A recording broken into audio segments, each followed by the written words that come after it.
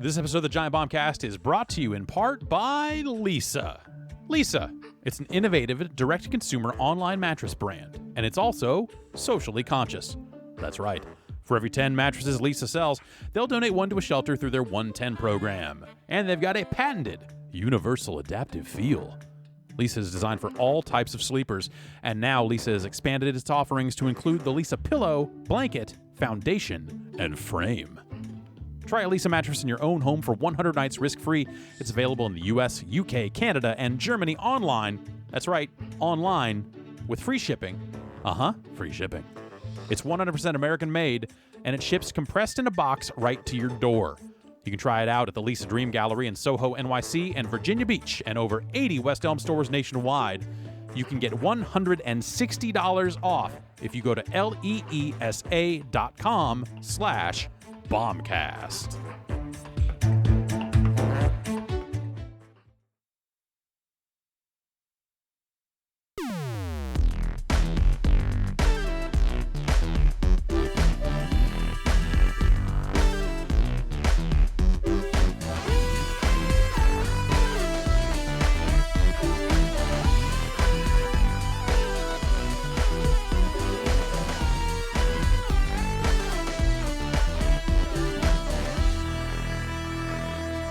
If you're going to open a cup that's been sitting in the podcast room for, let's say, a month, do so at your own risk. A month? And don't do it by me. Like, That's got to be from last week. I think it's right? from last week. I swear that thing's been sitting here for a while. yeah. What do you guys think is going to happen? Snakes. Opening an empty cup. It'll have At most, there will be one snake in here. metastasized into crystals, Yeah. Snakes have spontaneously Somebody peed in generated. there. and then the crystals turn into snakes. Milk curdled in there. What if A that little was bit of Could be some brown? nasty What if- shit. Don't point that at me. What if that was somebody's spit cup? Yeah. What if somebody's been chewing? Chawing. I think that'd be the fourth grossest thing to happen in here. Whoa. Hmm. Top three Okay. grossest things to happen in here. Go.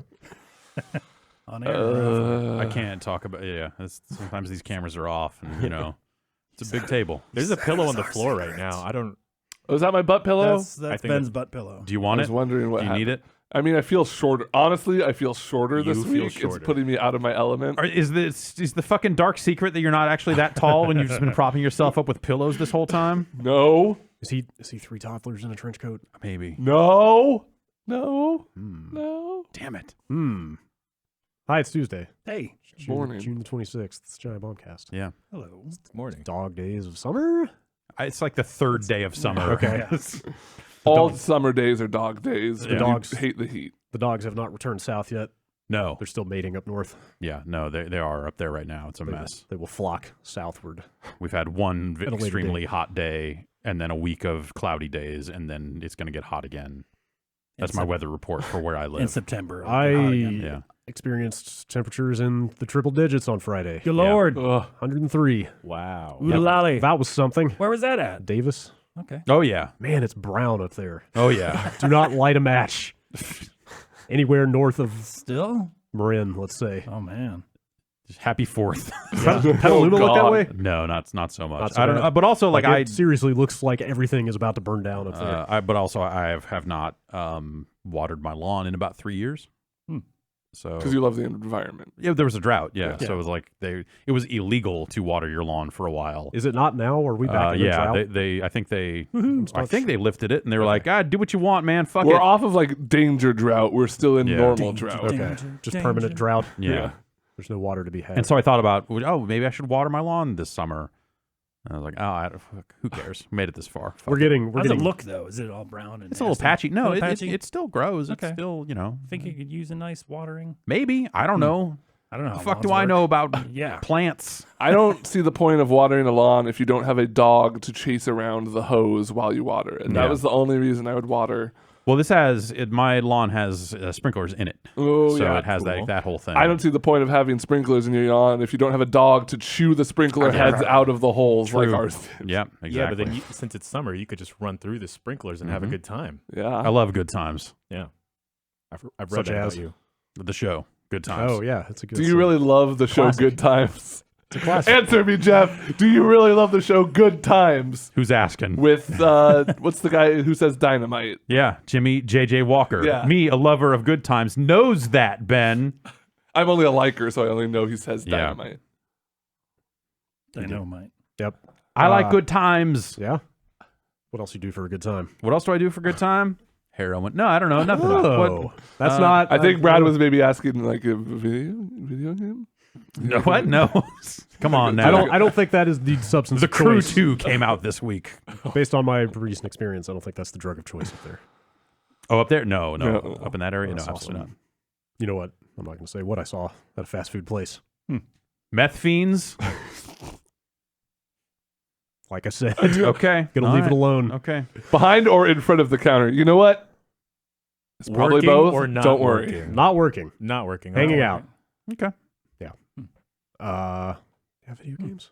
Yeah, man. What's up with them? Fucking, Is I the don't Crew 2 what you want to lead with?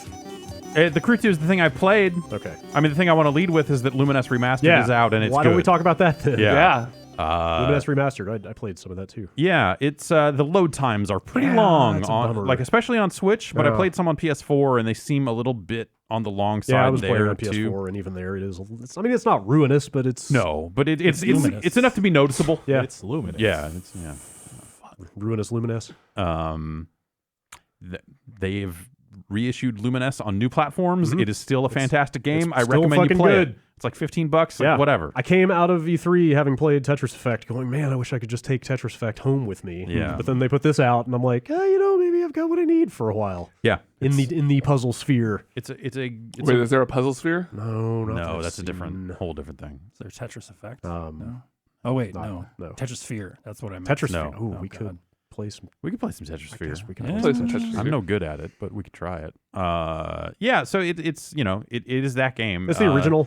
I saw right. some people on some forum chatter about. I never played any of the sequels, but it sounds like they went more like licensed music. They heavy. did. Over time, yes, the game started to skew heavier into slightly heavier into. Hey, here's a song you might already know. Didn't Ubisoft take over publishing at some point of Ubisoft Lumines? published the first one Oh, in the did they? States, I think. Huh. Uh, Okay.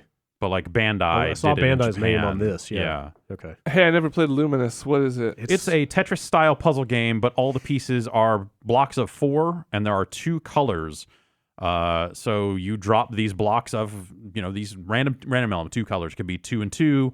Could be 2 and 2 horizontal, Okay. vertical, Cross or across or horizontal. diagonally. Could be like an L shape with one. one out. or all one color. Any option of these 2 colors into this 4-piece block. Yeah. You drop it into a pit and you try to make squares of the same color.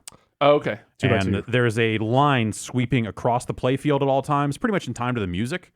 And as the line sweeps across the squares you've made, they vanish from the playfield. Oh. So if you get good combos, you're like on one sweep, you're getting a lot of squares. And Yeah. do like pieces drop if you clear a Yes. square and stuff, Yes. and then Yeah, you so can they can make combo? combos. Yes. But Yes. so you're actually getting into situations where you're holding pieces as long as you can in some cases because you want to wait for the line to reset to get them Sure. all on the same pass. Oh, it Yeah. feels so good. Yeah, it's and cool. I imagine you could get good at like stacking up a side and then playing off of that to drop stuff.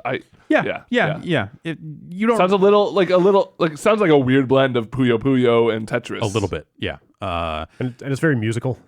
Yeah, well, yeah. So it has skins, like like songs play, the whole background, the color and look at the look pieces. of the pieces themselves changes as you move from song to song. Is it based on score or is it just I timed? think it can be both. Okay. Because you can definitely rocket through some of those skins if you're doing really well enough. And so yeah, there is an end to the game because eventually you kind of run out of skins. And it's not an exceptionally difficult game. The tempo of the music sometimes will make it so like, oh, it's more squares are piling up in my pit because the bar has started moving a little more slowly because of the pace of this music on this skin. So you'll have situations like that. But generally speaking, it's pretty much the same across the board. You said some of the subsequent ones skewed more towards licensed songs. How about this Yeah. one? Is it more This licensed one is stuff? This is Lumines just the 1. original game? Yeah, Okay. this is just Yeah. that original PSP game as far as I can it's tell. That original music. Yeah. Cool. Yeah. So it opens with Shinin', the one Yeah. you Yep. want. Yep. The skin you want is in this game. Yep. Sweet. It's a feel good song. Yeah, right out of the gate. And yeah, I don't know. They redid the menus. So And it's Lumines. Like, there's not that much to say about it other than, hey, it's Lumines. It does not have online play, but also I feel like the 2-player mode in that game has never been fantastic anyway. I don't ever know that I ever played. Yeah, it has a versus CPU mode and a versus 2-player mode if you want that. You play in one well, but there's kind of a separator in the middle that'll move back and forth depending on who's doing better. I want the whole well. Yeah, basically. How did you do that on PSP? Was it ad hoc, like I guess the local wireless? Maybe you didn't. Maybe they have something they added to later versions so, or something. I don't actually remember. I don't remember that. Anyway, it's got that in there. That is something that has appeared in I want to say like the 360 Lumines or something like that. Yeah. Lumines Live. Yeah, right. And it runs on a Switch, which is I think about that game as a PSP game, so playing it on a handheld makes sense. Also, I think the HD rumble, the rumble of the Switch sucks. In this particular case, I think when you're holding it up and going, how many balls are in my controller in 1-2 Switch, that's really cool. But it's really high pitched and really loud, so it's vibrating in time to the music and kind of pulsing in time to the music. But instead, it sounds like this. Yep. This is like you're getting a phone call. Yeah, constantly. exactly. Yeah, it sucks. It's too loud. If you're wearing headphones, maybe it's not that big of a deal. But if you're not, it just sucks. It just sucks. Can you turn that off? Yeah, you can turn off vibration. And I've felt that way about other Switch games. I just think this one, in trying to kind of pulsate in time with the music, it makes it super noticeable. I feel like the only good HD rumble I've ever encountered was Odyssey.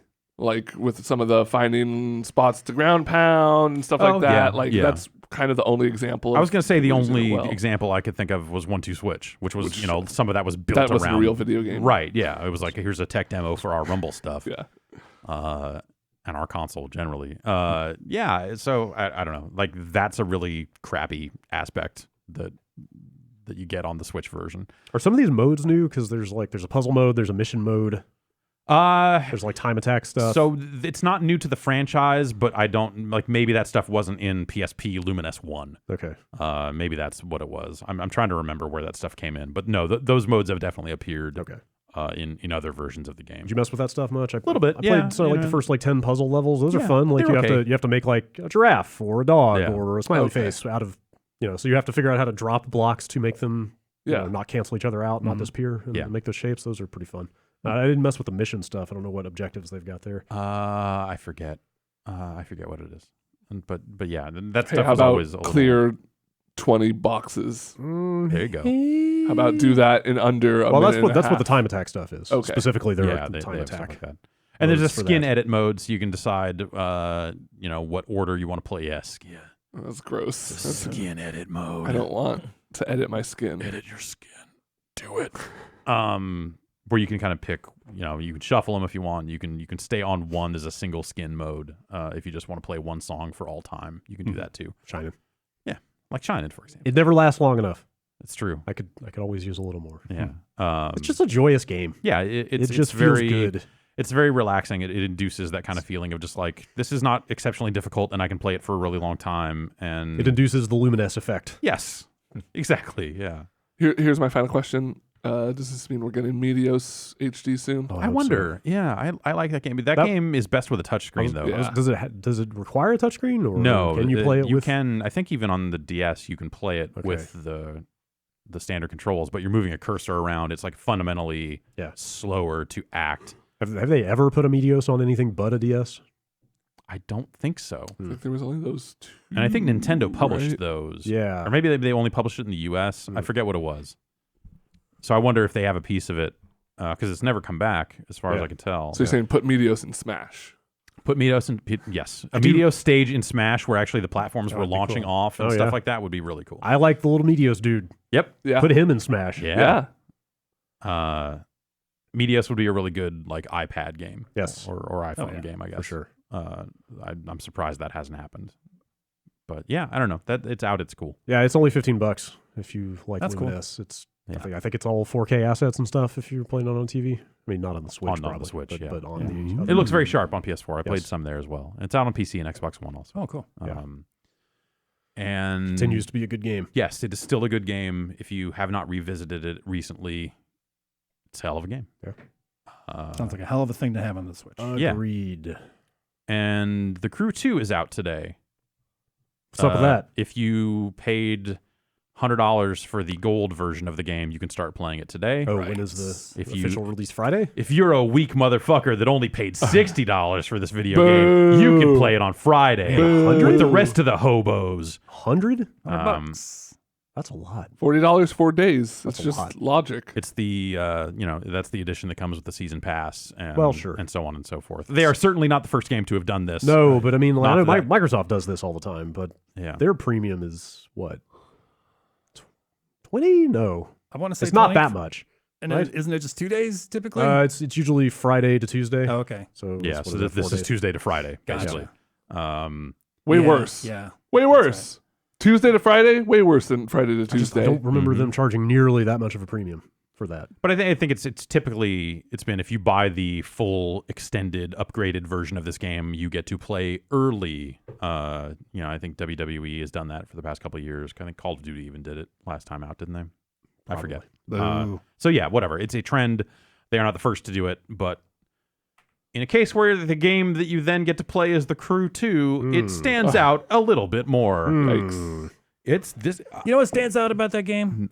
It's really good looking. I thought you were going to say nothing at all. You're right. We played beautiful some of the open beta on Unprofessional Fridays. That Inception stuff.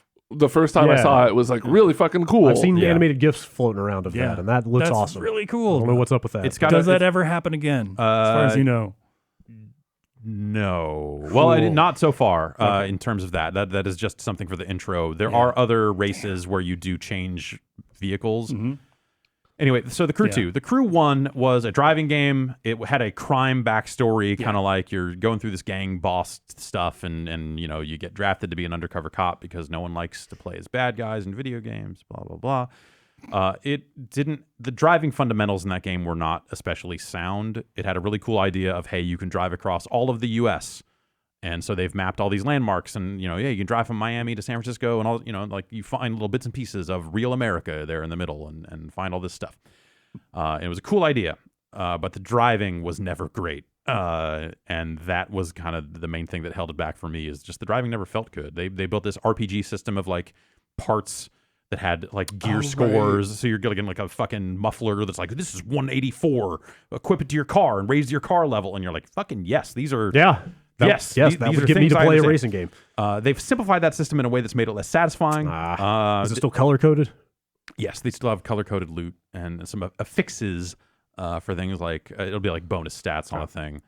That if they named the parts, you could say like muffler of quickness. You'd almost do the Diablo thing, but they don't name the parts. Instead, it's just like you hit a thing and it says it has a bonus to your slipstreaming. If I could get a like dashing carburetor of the owl, I would be super into that game. Awesome, terrible muffler. Yeah. So that sets the stage for this. The Crew 2, a sequel to a game that really didn't have its driving fundamentals down, now also has planes and boats. And has not nailed the driving. Still not nailed the driving. How about the flying? The flying is okay. How about the boats? The boating feels absolutely inconsequential and just kind of there so far. If I wasn't listening to the first part of this conversation, it sounds exactly like you're describing Diddy Kong Racing right now. Well, also, I didn't like Diddy Kong Racing, so... Well, that, I'm out. I mean, you can be wrong about video games from the past, but... So the Crew 2 has... Okay, so the Crew 2 starts. The launching... The thing that thrusts you into the world of the Crew 2 is... We need more followers. Yeah. That's it. That's the story. So they can go stand in front of that mural in LA? Yeah, exactly. If you get enough, you get to drive in front of that mural. God, if that mural... They should put that mural into that fucking game. Because that would be saying something about the notion of we got to gain all these followers more so than... Like, it opens up and it's like, it's not even your character that you pick. It's like your buddy, the head of your race team. I don't know who the fuck this guy is. Your social media manager. Yeah, pretty much. He's like, we try to put on some races of our own... But no, it turns out nobody wants to watch nobodies. It's like the game literally opens with you doing a brand deal, practically, to like appear on this like Arby's. Yeah, no, it like they're not even real brands. Like they couldn't even follow through to like sell every corner of the game to like. So like you're appearing on this show that seems to be like a fake GoPro. company, and they're like, yeah, we want to show extreme racing. And then they've got an announcer, and it's like, be sure to follow us on all social media. Without naming any of them. They didn't even come up with fake social media. Oh, so you're just getting followers. Yes. The XP, the points in this game are just followers. How many followers do you have? In the game? Yeah. I think I'm up to... I just hit the 3rd tier, which is famous. Okay. I went from anonymous to rookie, which you do in the opening cutscene. I want to know what they're like. I went what from they consider rookie a lot to of popular, followers. and I went from popular to famous, and then past that is star.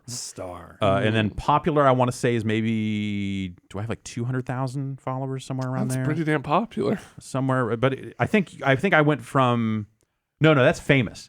Popular happens at around like 20,000-ish followers, which I'm like, that's not. Hey, that's when you can stand in front of the mural. Yeah. Well, there you go. That's the cutoff.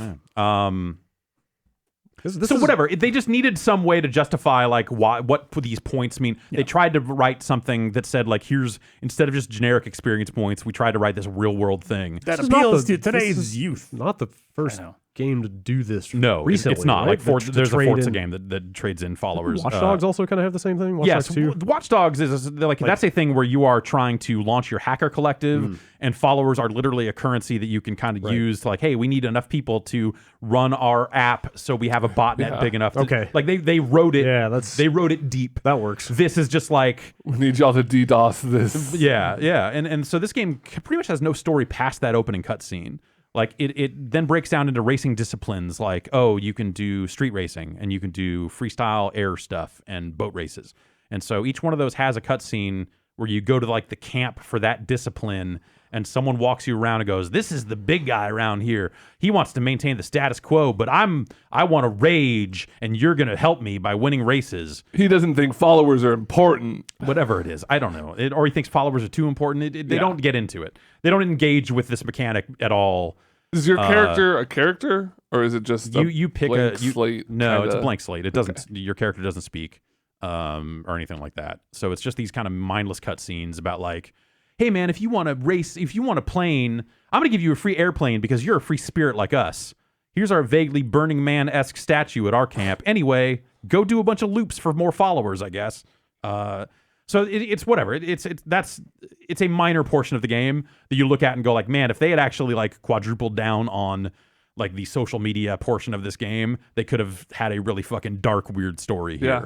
But you know, obviously, it's never going to be. Finds out your dude was buying fake followers for you. Yes, and exactly. Like, you know, like you have to go. That was the one I thought of is like, what if your guy's buying fake followers and so your fame is totally propped up, all your brand deals go away, and you have to build back up from nothing. Yeah. Like there's a whole fucking arc you could have. And maybe this game gets there. I mean, I'm not done with it, but also I don't think it gets there. And then I saw someone yesterday come up with like, if you don't play every day, you should lose followers.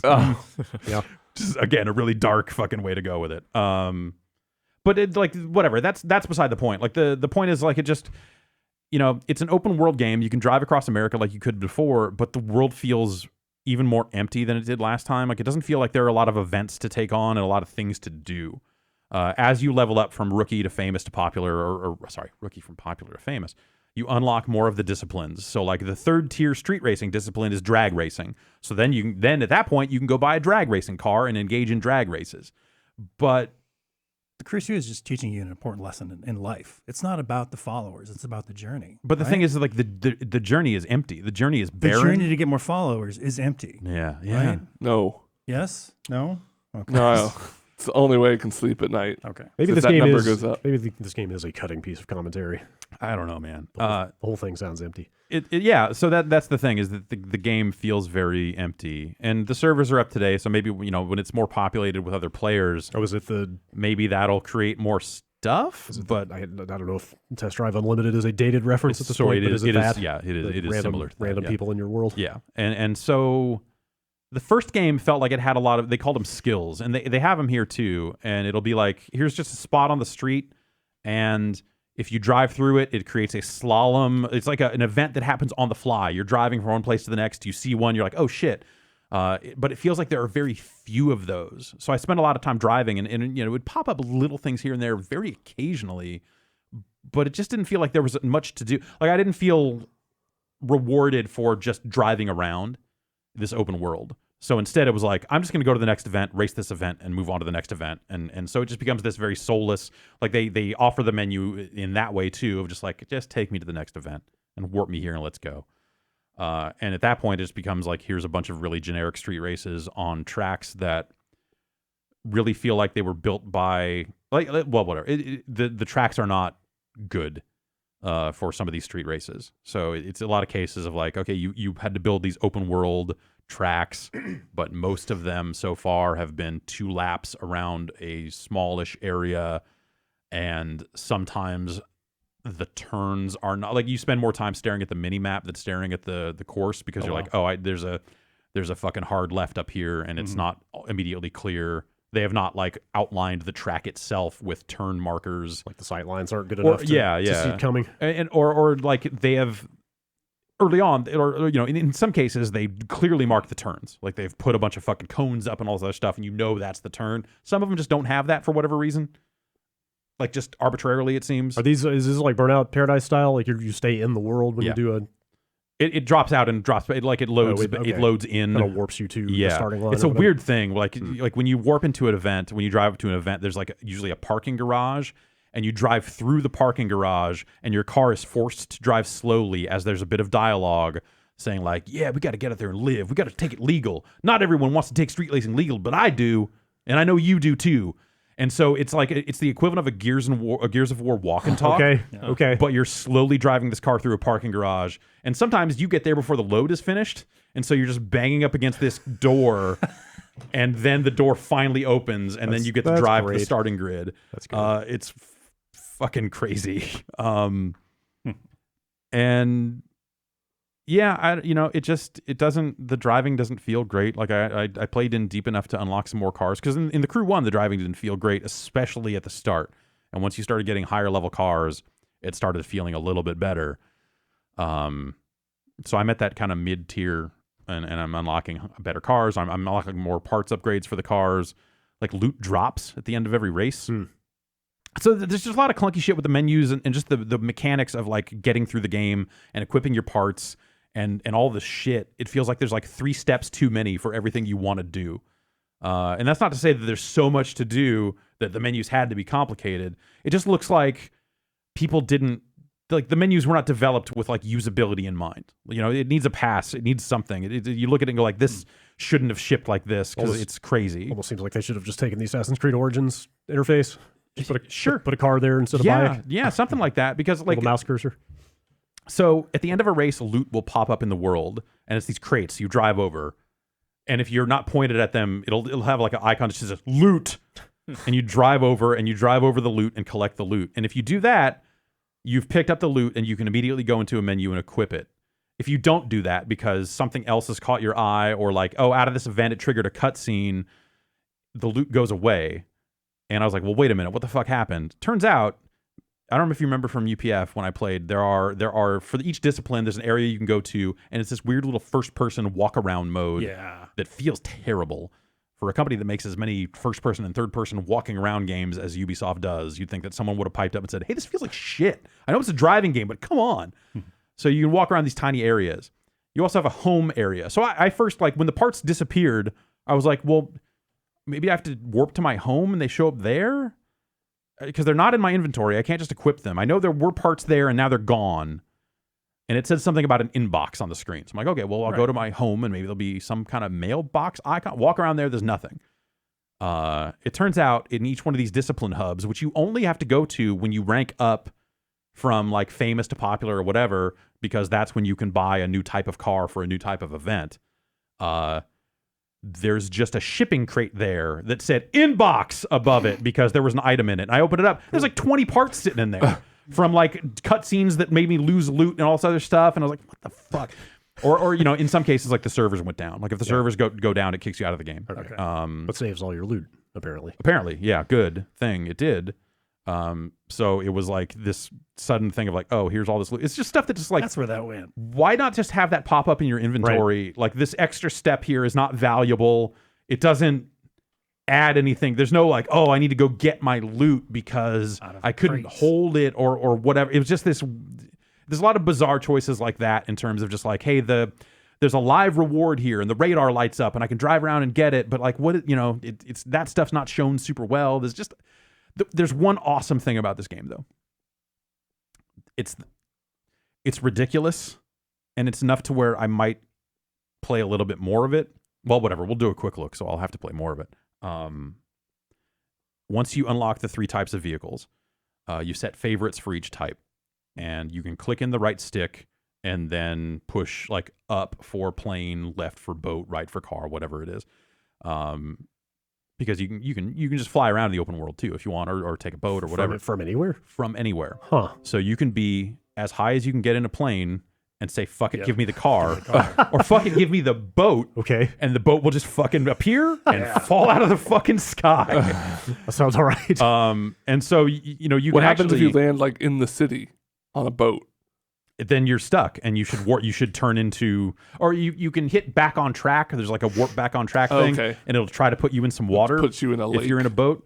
It did that. I did that, and it put me. I was in Los Angeles, so I sent my boat back to the water. You forget something at E3. Yeah, and in the the big culvert, the big old the famous LA thing where Blood In Blood Out was shot. All where Culverts GTA there, heists, all that other stuff.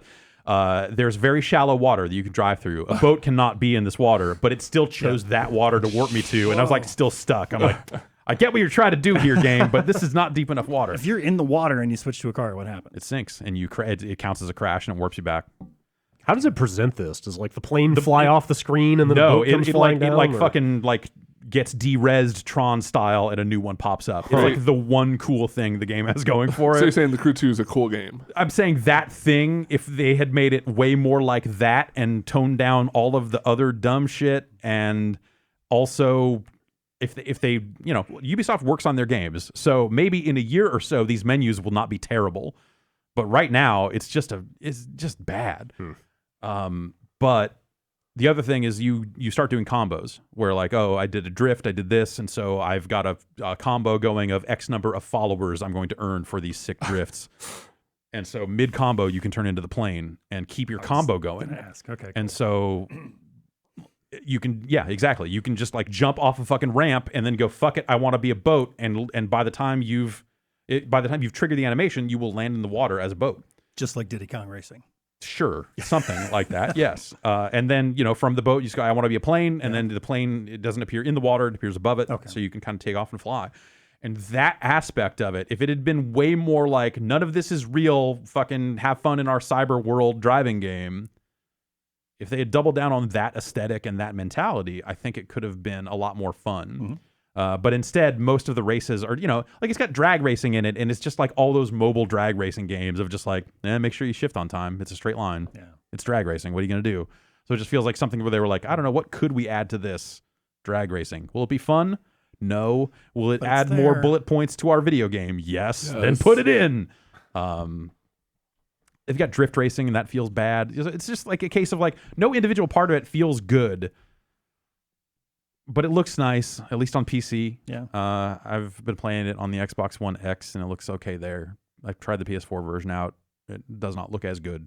But, that's, I guess, to be expected at this point, given the relative power differentials between those 3 platforms. Have they mentioned what's in the season pass? I have no idea. Okay. Yeah. Just curious. So they've been, really... doubling down on their continued efforts, post right. Yeah. So I wonder. And so I'm looking at this and literally thinking like, hey, in a year and a half, will this be a really good game? Yeah. Because the Crew 1, they supported the shit out of it, and they added monster trucks, they had a ton of other stuff, types of vehicles. I don't think they ever got there with the Crew 1. Like I kept going when they issued like with the Crew Wild Run or whatever it was called, their big expansion add-on. Like I don't think that made it better, at least not in a way that was going to make me stick to it. And this still feels like that in too many ways for me to really care, I guess. So I don't know. But yeah, give it a year. Maybe they'll make it right. It seems like there's room for a silly open world driving game out there. That's the real shame of it. Even Forza Horizon is a little bit serious. Totally. Need for Speed is kind of on the outs. Like there's not much in that category. In a world where Need for Speed has now been like pretty bad for the last like 3 games or something like that. There's totally room. Yeah, they could have come in with this thing and kind of cleaned up. But Onrush, like I think it's a very different kind of game. Yeah. But I think that's part of what makes that game so refreshing is that it doesn't feel like, hey, here's another open world driving game. Yeah, it feels like they're trying to do their own thing. Yeah, and they do it well enough there. And so yeah, I'm still having a good time with that. But the Crew 2 just it feels like another miss. It's another thing that like I said, they didn't nail what the Crew 1. You kind of hope like, if they have more time with it, like the market. I as a fan of like good driving games would love to see another good driving game because boy, there have not been enough of those lately, and the ones that have been good, like you said, like Forza Horizon, are still like a little too serious. There's room for a really fun fun first arcade style driving game. This is just not that, and it's a bummer. But also, I guess I'm not terribly surprised considering what the Crew 1 was. Right. God, it's been a while, right? Yeah. Like wasn't the Crew originally like a PS4 launch game, and then it got pushed back. Yeah, I got think pushed it came back out the following year, but still, it's been like 4 years or something. Really? Something like that. Yeah. Yeah. Oh wow. And that was very promising pre-release. Or I feel like we saw it once pre-release and we're like, ooh, boy. And then they pushed it back and we saw it again. We're like, okay, actually, like if they nail this car RPG like parts stuff, like that's a cool idea. Sounds great. And like I said, I think they do worse with that concept here. It's still roughly the same, but the way the parts get doled out and the menus, again, it's a lot of it comes back to the menus are really bad. Brad, let me hit you with this Destiny cart. They did that. Destiny they Racers. did the Sparrow racing. No, stuff. but this is like a new thing. This is like, Destiny, but for your car. Like you play it in my real car. Can I play Destiny in my car? You are the story. Well, I mean, unless your car has been pimped out by Exhibit, I don't think you can play Destiny in your car. All right, well, we'll get X to the Z on the phone. Did we talk about Destiny at E3 at all? I don't think I brought that up. I went and saw that expansion. Oh yeah, you probably have seen at this point the extent to which they are leaning into the fact that they're killing the Nathan Fillion character. Oh really? Did you? I had no idea. There wasn't much left of his face in that trailer. No, but I got to that appointment and they just straight up said, "Yeah, he's dead. Like he dies at the beginning of this thing." Or does he? Well, yeah. Like as soon as I realized how hard they're pushing that. Yeah. Well, whatever. Like that sounds like Nathan Fillion is too busy / too expensive. Maybe. He did get a new show, I believe, but that's probably what causes stuff like this, right? And then when that show is over, they can always go like, is it worth it for us to pay to bring him back? Like you don't kick off your marketing with the death of a major character if you're going to let him stay dead, though, right? Like, wouldn't you hold that back as a big reveal? I think you would hold that back as a big reveal one way or the other, but they're so desperate to get people to care about Destiny, they're kind of like pulling out all the stops, right? That's fair. Yeah. So no, I had not heard that because I just hadn't really been. The only thing I heard about the Destiny stuff was that Gambit mode. Yeah, I didn't get a chance to play that, but that sounds super cool. It sounds like that's the one thing in there. I saw major characters is not going to get me to go back to that game. Although if you hate Nathan Fillion, but there we go. Do I have the game for you? He's fine. Also, I saw some people saying yesterday that the campaign and this new add-on, you can play through the missions in any order, the story missions. So that's something. Okay, I guess. We'll see. Okay, I don't know. Then what does that? Does that mean the story is even more inconsequential? Yes, because I'm coming to. I want Destiny to be better at lore and storytelling. Sure. Or if I try and do it co-op, but I already did that part of the story mission. Yeah. Sorry. I don't know. Nah. That does not move the needle one way or the other. Yeah, I guess maybe not. That Gambit mode sounds neat for what it is. Yeah, but y'all been playing anything else? More Onrush. Yeah, y'all playing some Onrush still? Yeah. The loop of that game has really got its hooks in me. The driving, not like Jeff has said it numerous times. The game is almost there. Yeah, it's almost there in so many different aspects. But it's just enough in those aspects that it's like this is a lot of fun. And the unlocks keep me coming back, I guess. But and I haven't been playing too much of the online mode. Just people are ruthless out there. And I get into matches just as quick. And I kind of like having the targets.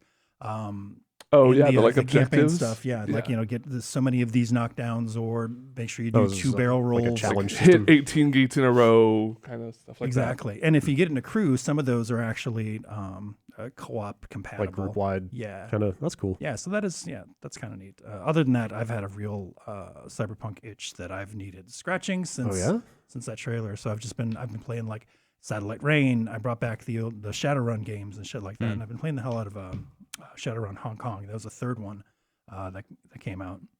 And it's very, very XCOM-y. I don't know if you played any of that those. kind of recent PC series. The I remember. re-release. Yeah. And they had a forked version, which was like Shadowrun Lockdown or Boston Chronicles or something like that. That was just like the combat stuff, which was fun in and of itself. Whereas this one that I'm playing now is very story heavy. In fact, so much that you can even go through some of the missions without even fighting. The dialogue, branching options are so that you can actually just talk your way out of whatever and still get enough, experience points to like level up afterwards. But it's written very well. I like the characters in it. And it is scratching that itch. And I think God damn it, it's been hounding me since E3. Yeah.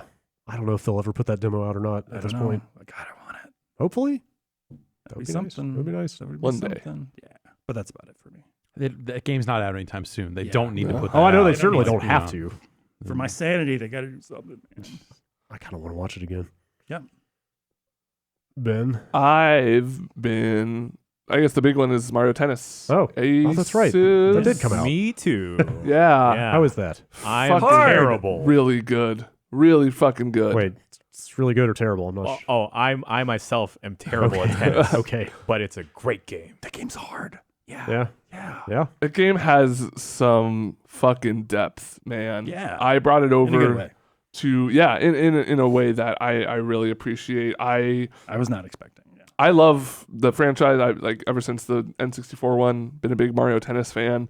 And yeah, like I picked it up because I knew I was going to be hanging out with a bunch of fighting game people over the weekend and brought it over, and we played it for I'd say like 8 hours straight. That's like the big question to me is if it penetrates that crowd. Yeah, totally. Not sort of like casuals, looking for a good time Nintendo fans, but I mean like people with serious like competitive chops. I feel like the concern I've been seeing more and more out there from people has been that it is doing really good if you're that type of player. Yes. And if you're not looking for that level of depth, you fucking hate this game because it's too much. You just get destroyed. Yeah, or you get destroyed, or just like even whether it's by the AI or whatever. The biggest problem, if you're not looking for this as a competitive game, is the lack of single player content. Yeah. The story mode.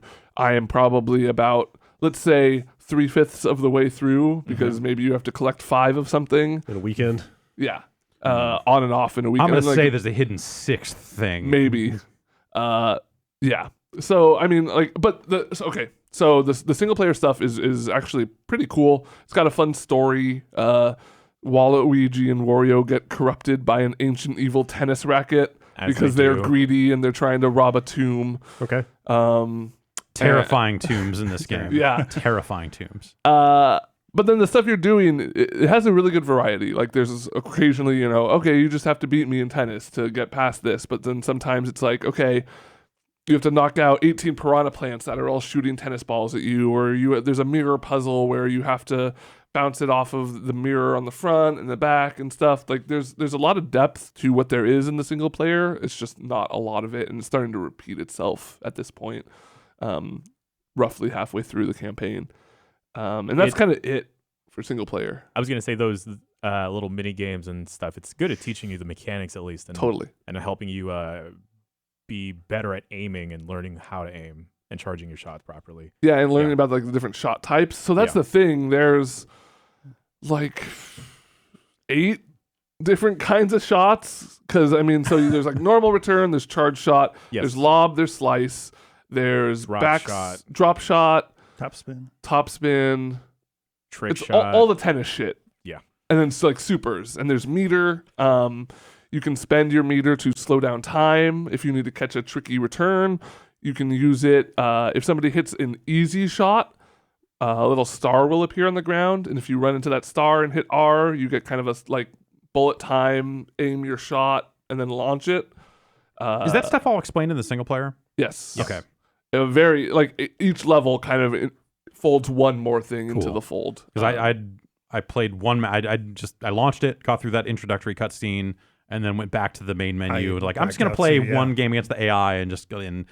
Got some tennis in and beat Bowser, and I was like, okay, I just hit the tennis button and I tennised. Yeah. So that's the thing is. It's incredibly easy to pick up. Like when I brought it over with my friends, I explained the rules basically, and then people were just picking up and playing it, passing it around. If you have 2 Switches, you can play with 4 people, which is really cool because you can do doubles with 4 Joy-Cons. And this is one of the first games where the Joy-Con has felt decent as an option. Like I still think it, personally it's too small. And I have issues with the con itself, but you have gigantic hands too. Yeah, I mean that's the main issue. Yep.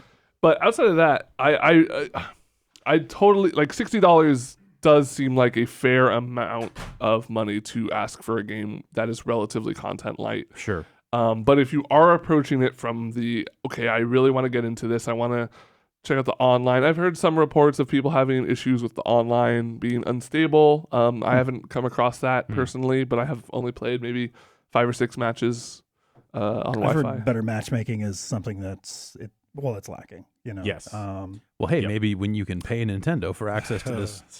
Hopefully by that point they do have something better. And I mean, I know that was an issue with Smash initially, and they got the netcode working eventually. Like they have shown in the past that they will work on this sort of stuff if the demand is there. The game does let you cancel out of a queued up match if the person's connection is pretty bad. Yeah. It shows up like their ping, and like if it's like 1 bar, you can cancel out of it.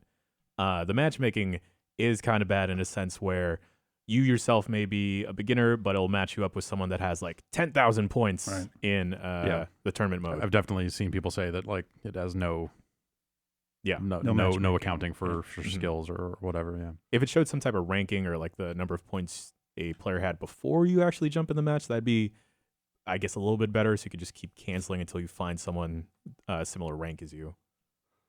And I'm having a lot of fun, like just exploring the different characters. There's several types of character: power, speed, defense, all around, tricky, and technical. Yes, I think are the 6. And then different character sizes factor into play. Like powerful characters will knock smaller characters back easily. Big ass chomp with his bracket mouth, and oh god, he's so good. He bounces the ball on his head while he serves it. I love it. That's pretty good. Yeah, I like the look of it a lot. Like I haven't had time to get too into it just yet, but yeah, it's been interesting watching people talk about the game now that it's out there, and I feel like there are a lot of people who are like they're definitely like into the level of depth there. But I've seen more than a handful of people being like, "Hey, I really liked Mario Tennis before. This is too much." Yeah. Which, if you're looking for just kind of like arcadey tennis, it seems like it's kind of not that. There is a mode for that. There's like a simple mode you can play for free play. No one likes having to play the simple mode. Yeah, no, but it's not an elegant solution by any means. But if you just want some tennis, it is in there in a very small way.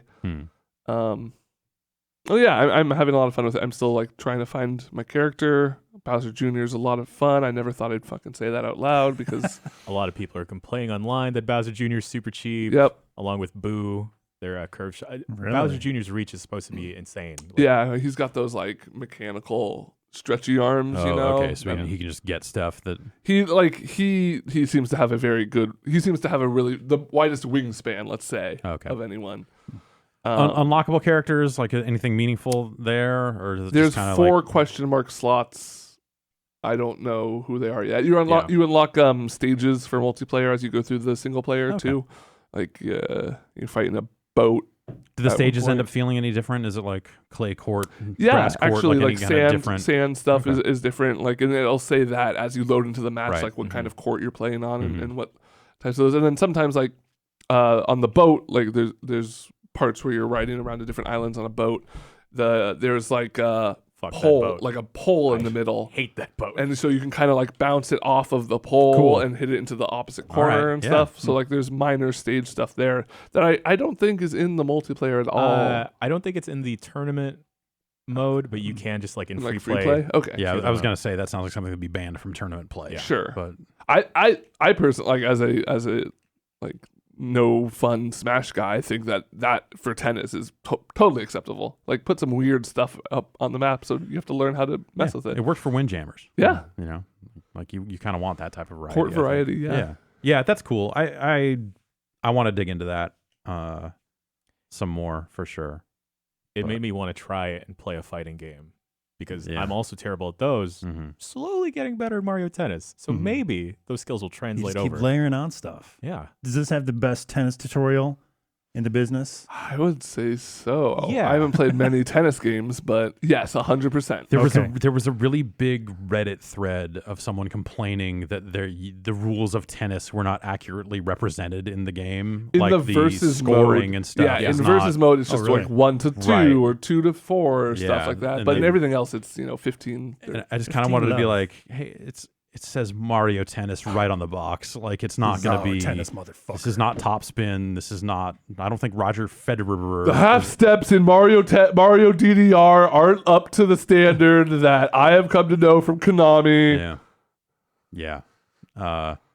Which I get it. You know, whatever. There are not a lot of fucking tennis games anymore. So I'm sure anyone that likes tennis games is like fucking bummed if it's like if it's not enough of the tennis game they need. I was wondering about that, and I think that it's the reason that it's only in the multiplayer is because it's like, oh, pick up and don't worry about if you don't know what tennis scoring is. Right. You don't have to worry about like why is it 40 to 10. I learned tennis 40 to scoring from 15. playing tennis video games. Yeah. It's not like it's impossible or unknowable. No, but like if but- you want to but just pick up a So you don't think that they totally. can learn the tennis scoring, but they can learn, Also, all the different trick that's shots just not and- something I would come into a Mario Tennis game expecting. No. Is like I guess.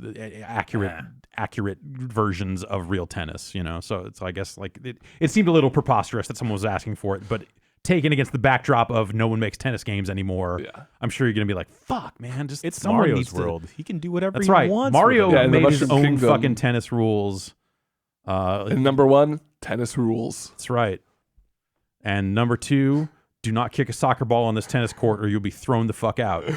My local tennis courts have signs up that say you do not bring a soccer do ball not here. kick a soccer ball over We have this net. a trained sniper on the opposite roof. And they've got a separate little, it's like a little racquetball kind of court thing. It says, Like- do not bring a tennis ball into this racquetball court. Yeah, it was like, hey, racquetball takes precedent. If you're just here to practice your fucking tennis, Get you the can. fuck But if out. someone shows up with a racquetball, Okay. get the fuck out. And then like All right. the new sign that is there, because I just walked past it like last week, is literally like, do not fucking bring a soccer ball and kick it into this fucking wall. Get the fuck out of here with that shit. Which I say, bravo, fuck soccer.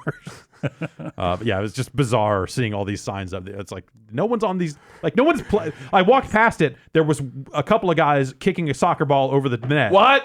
And I was like, yeah, man, fuck the man. But also, no one was there playing tennis. What about racquetball? No one was there playing racquetball. So fucking do what you want. What the fuck? Use the stuff. Tax dollars paying for it. Fuck it. I have another game. Do we have to take a break? No, yeah. I was looking at time. I played a good chunk of Unraveled 2. Yeah. Uh, We played some co-op with that. Yeah. For a video. we get a lot of we get the question a lot. I need a game that I can play with my girlfriend, with my partner, or whatever. This is probably the first game in a long time that I can recommend that for. Really? My partner picked it up. We started playing it from the beginning together, and immediately they got a handle of it. Like as someone who doesn't play a lot of video games, Faster than we did. Sure. about as well as we did. There's some mechanics. Some of the co-op mechanics are like, I mean, they are explained, but you don't It's a little quite trial get a by feel error for it. Yeah, Yeah. it takes a little time before you realize exactly what you should be doing. My real test is what happens when you guys go off in different directions. Well, you're tied together, so you can't go too far off. Okay. In separate. Just like real life. All right. Join to the hip. Yeah. But yeah, like I think its biggest strength as a co-op game is a lot of the puzzles. At least we've just beat the 4th level. Up to this point, most of the puzzles don't require both of you to be playing perfectly. Okay. As long as one of you can kind of take lead and like, so basically the main mechanic in that game is you can swing. A lot of the puzzles have to do with like swinging. You can jump and like lasso a little grappling point and swing, or you can hold string for the other person to swing off of you as like a little grapple point. Which is like a cool kind of flexibility. Yeah. And then the cool thing about that is like if you're standing on the platform and you have to make this swing jump and your co-op player messes up and falls, you can just pull them right back up. Oh, sure. With the string. So it's very low stress. You can really take your time with a lot of the puzzles. It's a beautiful game. Like I was all the different environments are just kind of stunning. It's a lot of nature. Like really good looking dew on grass and flowers and plants and that sort of stuff. Dirt. You mentioned like a good low like stress. I saw in the trailer like there were some stages where like something's chasing you from the left side. I was gonna say like there are some parts where maybe let's say a wild turkey is chasing you. Okay. And that was the only time where it was like, oh, maybe this game isn't for us, like, okay, because like at that point now you both have to make jumps and stuff. But the nice thing is there is at any time you can hit triangle and you will latch on to the other player. Oh, okay. And so for like those one person chase just like things, take control, for those chase. So when you're playing single player, you go back and forth between the two, Right. And that's how you solve those more complex puzzles. But for any of the chase stuff, it's all just like platforming. And so at that point, one person can just latch onto the other person, do the platforming, make it to the end, split up again for the puzzles. Would you say like are the vast majority of the puzzles co-op like swinging based? Yeah. Okay. Because the first game was a whole lot of like physics objects, like dragging and pushing and pulling stuff, and like a lot of those interactions didn't feel great. So there's a bit of that. Yeah, but it's cool that they kind of changed the focus for this because that stuff didn't quite click in the first one. Yeah, there's a lot of like the last level we played, there's a lot of like, okay, you have to drop a rock onto a teeter-totter kind of thing and launch somebody, and that stuff all feels really good. Do you think a co-op speed run of Unravel 2 would look cool? Yes. Oh, fuck yeah. If you had two people on the same wavelength, like that would... Because like sometimes we're on the same wavelength and we're just like blazing through these things. Yeah, we hit that point in the quick look finally toward the end where like we weren't having to call out like, okay, I'm going to let go so you can swing and fly now. Like we were just kind of doing it. Yeah, you can just like tell where they are on their swing and let go and stuff. The swinging feels really good in that game because you pick up momentum super fast, so you can just get going. Yeah, you can raise and lower yourself too really easily, so you can get like exactly how much slack you need on a good swing. Yeah. Oh, and the last really helpful thing is at any time you can hit L and it'll show you a hint. And there are 3 hints for every puzzle, and the last hint is always like, okay, here's how you solve this puzzle. So that's like, cool. Drag the yarn across the thing and then push the can up. They just straight up LucasArts type shit. Which is helpful for avoiding those tense situations where it's like, well, neither of us knows what to do, and we're both just like arguing and at each other's throats. Yeah, screaming. The neighbors Fine, are like, "Are you guys okay?" They don't give you that on the challenge levels, do they? No, I don't think so. Have you tried any more of those? Yeah, Did you beat that one that we could not beat? Nope. Even with 2 brain, even with a fresh 3rd brain in the mix, those are fucking hard. Yeah, for sure. It's cool. Like, I feel like going back, I feel like I've encountered a puzzle in the story mode that is similar to the one that we tried to do and couldn't do. So maybe by the end, you can go back and you like, okay, I can look at this. Like building off of concepts you've already seen. Yeah, that's cool. And lastly, really, really, really quick, I want to give a shout out to a mobile game because we don't do that often. Completely free. Careful. No microtransactions that I've seen so far. It's called Polytopia. Any of you seen this? No. It is Civ light. Ooh. It is like straight up Civ where it's there's different races or whatever factions to choose from, each with an inherent tech tree ability, a very simplified tech tree that just kind of span like it's 10 little dots each with their own path. It's like fishing or farming and stuff like that. Short, like 30 turn max. It's not about wiping everyone out or achieving victory. It's just like whoever has the most points after 30 turns, and so you get points by building stuff or conquesting. Is it the Battle of Polytopia? Yeah, I believe that's the full name. Yeah, okay. The app just shows Polytopia. It looked like the same icon. Yeah. Is this something that how long does a full game take? It lasted me 2 commutes. Okay. So can you play? Is it like online with other humans? There is a multiplayer thing. I haven't checked in with that. I've just been going through the different classes on the single player just to see who I like. But and there's a pretty good. There's not like a tutorial, but the first time you play, there's lots of hints that you can turn off eventually after you are done playing. But it's not often that you find a solid free game. So I felt like I had to give it a shout out. I have just downloaded it. Yeah. Cool. All right. Jan, you got anything else besides tennis? Just tennis. Just I tennis. actually Taking checked that out early access of Paladins on the Switch. It's Oh yeah. same guys that make Realm Royale. Realm Royale. Realm Royale. And yeah, so they're pretty good at, not, I guess, like copying or paying homage to other existing franchises, but it's a good character shooter on the Switch. I have experienced a little bit of lag, but and I wish there was a couple other things that may streamlined it better. Yeah. I have been finding in a lot of the matches I've been hopping into that it's populated. The other team is completely bots, and the bots are like ratcheted up super high. So me and my teammates, it's weird that we're not stomping on them, but we're getting stomped ourselves. Fun. Always a good time. Yeah. That's probably the worst multiplayer experience I can imagine. Getting matched up against bots, and then also bots you just can't beat. Yeah. Cool. But the times where I have jumped into a match and it has been all human players has been pretty balanced, going back and forth. It's one of those experiences where other people have bought into it, have really bought into it, and they're much better at the game than I am. It's been pretty balanced in the matches I have hopped into with real people. Cool. And then Realm Royale is just it's the Paladins characters and stuff. No. I thought it was not quite. I thought it was like a mode of Paladins with some of that stuff just reconfigured. They originally apparently tried it with Paladins characters, but they realized none of their kits made sense. Okay. Yeah. So it's just like mage, warrior, assassin that Archer, have kind of generic skills. I played a little bit more of that too over the weekend. Me too. Yeah.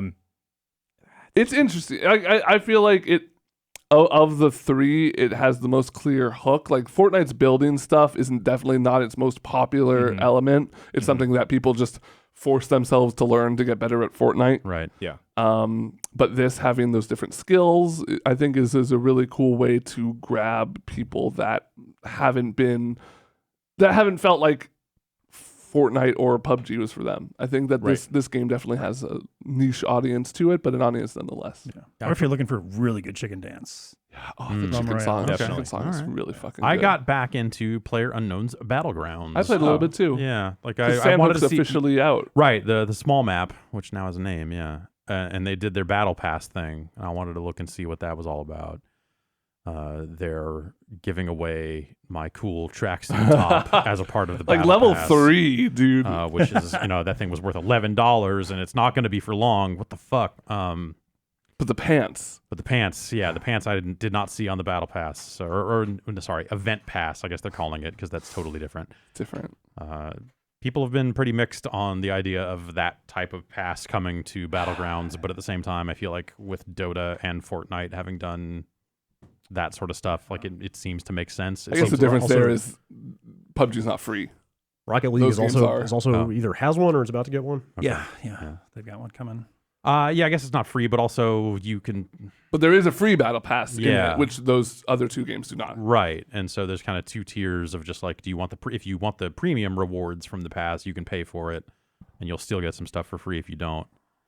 I don't know. It still seems like a somewhat better way of acquiring cosmetics than random loot boxes. Random loot boxes that you have to pay for keys to open. Yeah. So, what was it, $10? I think. I think so. Yeah. I saw. Have you played much of it? Yeah. Like I saw some people saying like a bunch of the past challenges are bugged.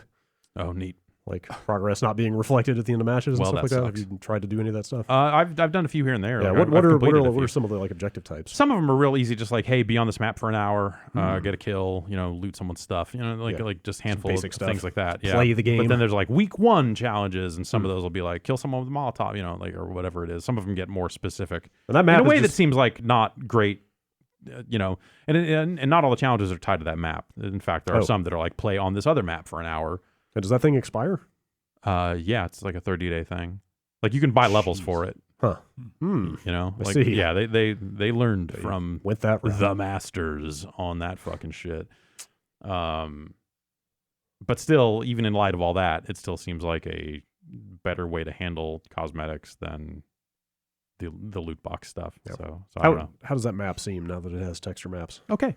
Yeah. I like the look of it. Like, I like a lot of the work they've done to it. You know, they've some of the stuff is stuff that other games in the genre have done, like drawing the plane's flight path on the map, so you see it the whole time, and those little bits and pieces of UI refinement that they've done over these past months. It's been all right. Pace of matches good on that map. Seems okay. Like it was pretty chaotic from. I mean, this was like super early. It was like the first test server weekend that they ran that we played it on a stream, but it seemed pretty hectic. Yeah, well, it's all of the cities are like landing in school's right, prime. exactly. Like that's with a smaller map, like the plane, you can kind of get anywhere from the plane or just about, and as a result, yeah, any sufficiently large area is going to be hot at the start of the game, but it's still not hard. If you want to land off the beaten path and be like alone for a little bit, you can still do that. Cool. So it doesn't feel too out of control there. What's the state of map selection? It's you opt into 2 hoppers. Well, you still can do third person, all that stuff, but it's either you're saying I want to play Battle Royale or Mini Royale, and Mini Royale is just a small map. Battle Royale is the 2 other ones. The others, okay. And you can leave both of them toggled on and hit go, and then you'll just get one random. So you can't necessarily pick which of the big maps you want, but you can say I only want the small map. And there's some ranking differences about what they're recording, what's ranked, unranked, or whatever. I think if you only opt in for Mini Royale, some stats are not recorded. So I don't know. That game's still pretty good. Yeah. There's some new guns in there that I had not seen before, and picked like them up and shot people with them. And I was like, yeah, this still feels pretty good. Might be a good time to check back in with that. Yeah. With all that stuff going in. All right. That's the state of video games at the end of June 2018. Let's take a quick break and come back and talk about the other stuff.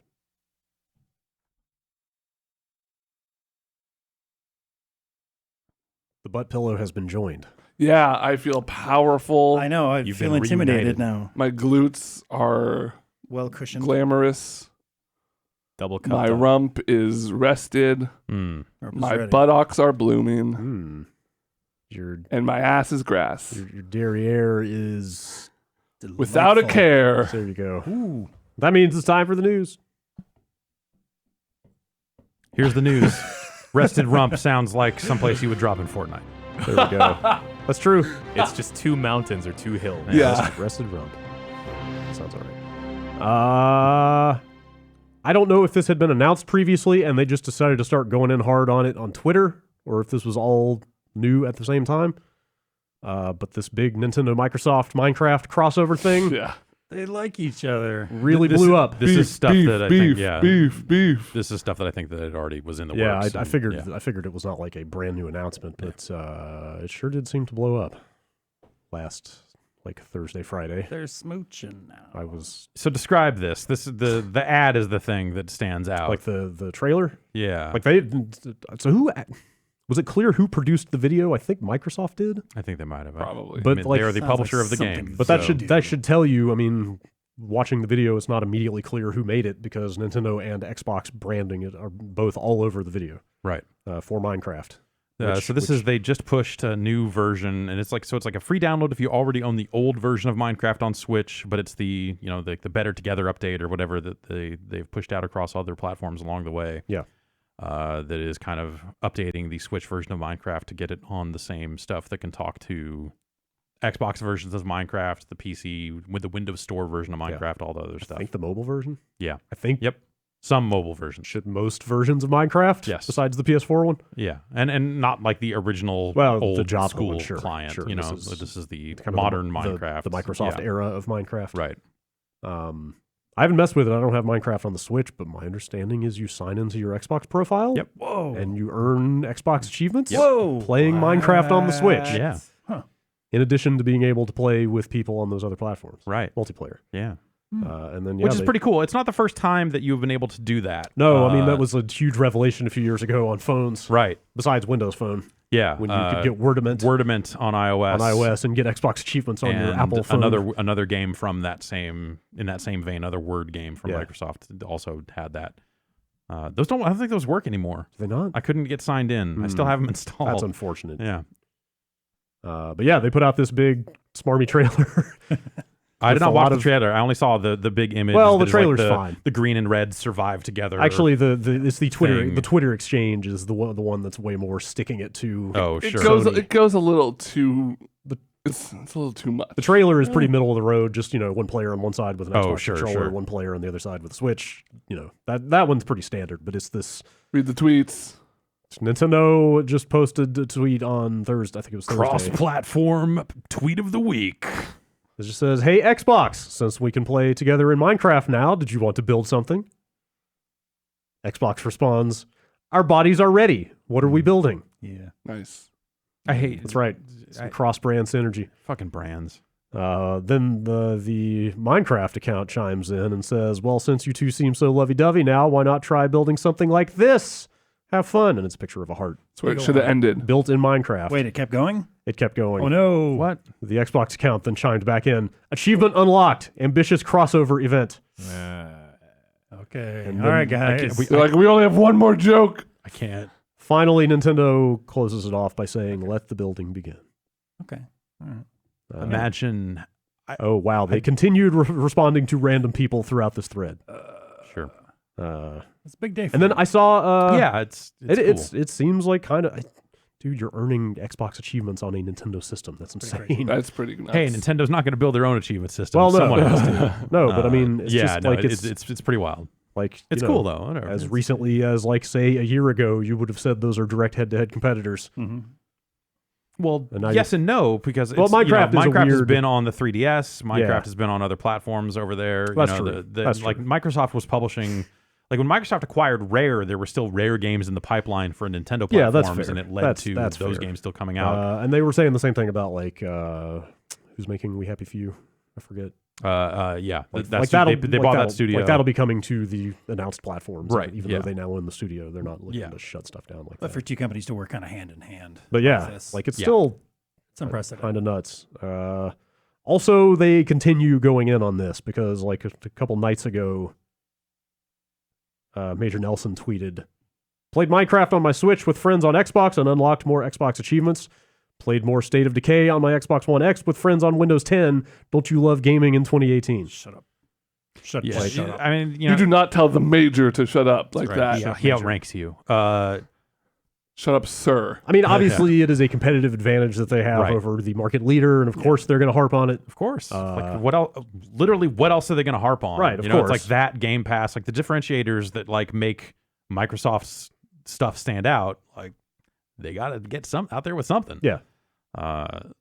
Yes, like many astute observers noticed, a lot of it does just sort of amount to social media beef. Yeah, it's it's them touting like differentiators that might make you want to look in on their platforms and or games. But it does make you wonder. Wonder what? Do you think that makes you wonder? Do you think that this raises the pressure level on Sony in a significant way? Yes, maybe. Gotta hope so. I think it's I feel like the only way to get Sony to change its practices on this is like sustained, prolonged pressure from players, not from brands. Yeah. And so these brands are just kind of trying to whip people up in a way that applies that pressure. I just like what. Or whatever. They're trying to sell their own stuff. At the end of the day, like, do they really care if cross-platform play is there? They would like it to be there as players, but in a business sense, it's like, Like what metrics would Sony need to see a hit on before they would even think about moving on this? And are they actually going to see those hits? Probably it's not. Like sentiment stuff, right? Yeah. It's like, if user sentiment is moving away from PlayStation and towards stuff like Xbox and further in the direction of stuff like Switch. Like if six-figure numbers of people started canceling their PlayStation Plus all of a sudden, or something, but that's not something. But that isn't going to happen, right? Like they're not going to take it in the revenue. Yeah. People are already invested into these platforms in a way that like switching now is preposterous. Right. This is the sort of stuff that continues, much like I think like what Microsoft said at the end of its press conference, talking about the next console and all this other stuff. Like everything they're doing right now is just trying to set the table and set the stage for like, hey, let's fix all the brand damage the previous regime did. Like they've gotten most of the way there, fixing it up. And they just need to make sure that people feel good about the Xbox going forward. Right. So the next time they have something big and new to sell, people don't go, hey, I remember how that last one went, and thank you. Those guys don't want you to own your own games. Right, yeah. You know, they are still, in some sense, dealing with the remnants of that. Sure. So for me, I don't know. It's super speculative, but looking at this and thinking about what they were saying at E3 about streaming services and what they're talking about. Streaming services, hey, you'll never own a game again. Well, yeah, obviously there's that. But if they get that streaming service off the ground sooner than later, where does it show up? Where doesn't it show up? Right. Like if they really want Game Pass to be the Netflix of games. Right. Like name a device that Netflix is not on. Exactly. You know? Like Switch. You know that. Yeah. Oh, is it not? It's not on the Switch. It's a terrible analogy. Sorry. Yeah. But that was when they started talking about streaming services and started talking about, you know, the Xbox brand and all that other stuff, and you start thinking about how this generation went for them and the way they're positioning themselves, you know, the way they're being like, hey, we just want to be a great place to play games. End of story. Or we just want to be a cool vector for you to play games on other places. Right. Like if you only have a phone or if you only have some other screen that is not us. So that's what I'm saying. Is like the nugget of it is we just want to be a cool place to play games. Right. And then the second phase of that is, by the way, that place is everywhere. Right. Like as long as we are getting money from you somehow on some platform, we're cool. So that leads to a situation where like, is there, and you know, you probably wouldn't see this for some reasons we can get into, but like, there's no Microsoft would eventually get to a point with this where they would love to have that app be on a Sony platform. Oh, sure. Yeah. Because they want as many, the largest install base possible. You're right. Sony, on the other hand, which would be presumably running its own streaming service and or still selling games, is, you know, for the same reasons that the Steam app is not live on iOS, Sony would likely be in a position where they would say, hey, how about fucking no? Right. Which, again, makes sense. Like, I look back at what Phil Spencer was saying at E3 about the next generation, and he's went out of his way to say the next Xbox consoles. Right. And you have to assume one of those is like an entry tier, I don't know, $100 discless Streaming thing box, that, Sure. let's say it's the next die shrink of the Xbox One S, so it runs old Xbox One games locally and will stream the games of the next platform. That makes sense. Let's say. But also, like, you So know, if they're out there with that streaming library, if they do launch this near term, the internet infrastructure is not there for intense multiplayer games. Maybe. So at some point, if you want to maintain, if you want to be able to say you'll have a good experience with this, you're blocking certain types of games from appearing on the streaming service until the infrastructure is ready or something like that. I guess that depends on how much R&D they've got going on. Yeah, but but you know, in talking, we had Chris Charla on at E3. We talked to Phil Spencer about, like, both of them were very clear to say, right now, talking about this right now, there are some types of games that are better suited for this than others. Sure. And that's how they're able to have it both ways with their messaging and say things like, yes, we're looking into the next generation of Xbox consoles. Also, we're looking into the streaming service. Is because if they just get out there and say streaming service, their entire dedicated hardcore fan base is like, no Sure. thanks. Yeah. So maybe there's not like total parity in the lineups. No. That's my guess. Right out of the gate. That's my guess. And maybe you even get to a point where like certain types of games only run as streams. Sure. Because they require a level of technology that is not in your console. Right. You know? Or maybe stuff like fighting games continue to be made for the previous generation that can run on everything. Not streaming. Yeah. Who knows? It's a weird thing. But I don't know. Looking at, like, they were just fucking leaning into this way too hard for this to just be a Minecraft thing to me. It just felt like it was teasing something bigger. To me, this looks like the Minecraft thing was coming up. They both sat down and said, let's fucking capitalize this. Yeah. Because everyone's it's pissed cool. about Fortnite. Yeah, obviously, so everyone is pissed about Fortnite. Obviously, it's a really hot time for this particular message. A lot of it is let's twist the knife a little more. Totally. Because we Turn have the this screws, opportunity to do so, Yep. for sure. But I don't know, man. Wouldn't that be wild? I mean, I look at this and I feel like this continues to pave the way for putting Minecraft Steve into Smash. Yes. Let's fucking do it. That's a good direction to go They should do it. as well. Why not? And then put Smash on Xbox. Sure, why not? I can think of some reasons why Nintendo might not be into that, but indeed. Anyway, that was a dumb, fun little thing. You can't put Smash on Xbox because Samus and Master Chief have a thing. They have a history. Oh, I thought you were going to say because GameCube controllers don't work on an Xbox. Yet. Give it time. I saw, I didn't pull it in for this, but I saw it floating around, I think on Twitter this morning, that they're working on mouse and keyboard stuff for Xbox, I think with Razer, I want to say. Okay, that sounds great. Oh. So, in what context? I want to say that like developers could support that stuff if they wanted to, but what is it? Non-game apps I think already could support mouse and keyboard. Okay, I forget what the lines were drawn, but there have been things. Yeah, here it is. Microsoft and Razer are working on Xbox keyboard and mouse support. Is that support, or is that Razer is going to produce a Xbox licensed mouse and keyboard? This is on The Verge. Might be both. Do you think it'll be like game dependent, or it'll be built into like the Copilot stuff? Microsoft has been teasing keyboard and mouse support for the Xbox One for years now, but it's finally becoming a reality soon. Okay, I thought that this stuff was already in there. Maybe I'm wrong. I always thought that was something that, like, if developers wanted to support it, just like there's some PS2 games I think you can do that with if you really want to. Interesting. Weird times. That over at Xbox. Sure. But I think of what I'd play though. I don't play a ton of shooters, so. Well, think about it in terms of like if you could have a clear advantage in shooters because you're using a mouse and keyboard, like Quake 3 on the Dreamcast. Those beautiful days. Yes. Oh, it was so much fun.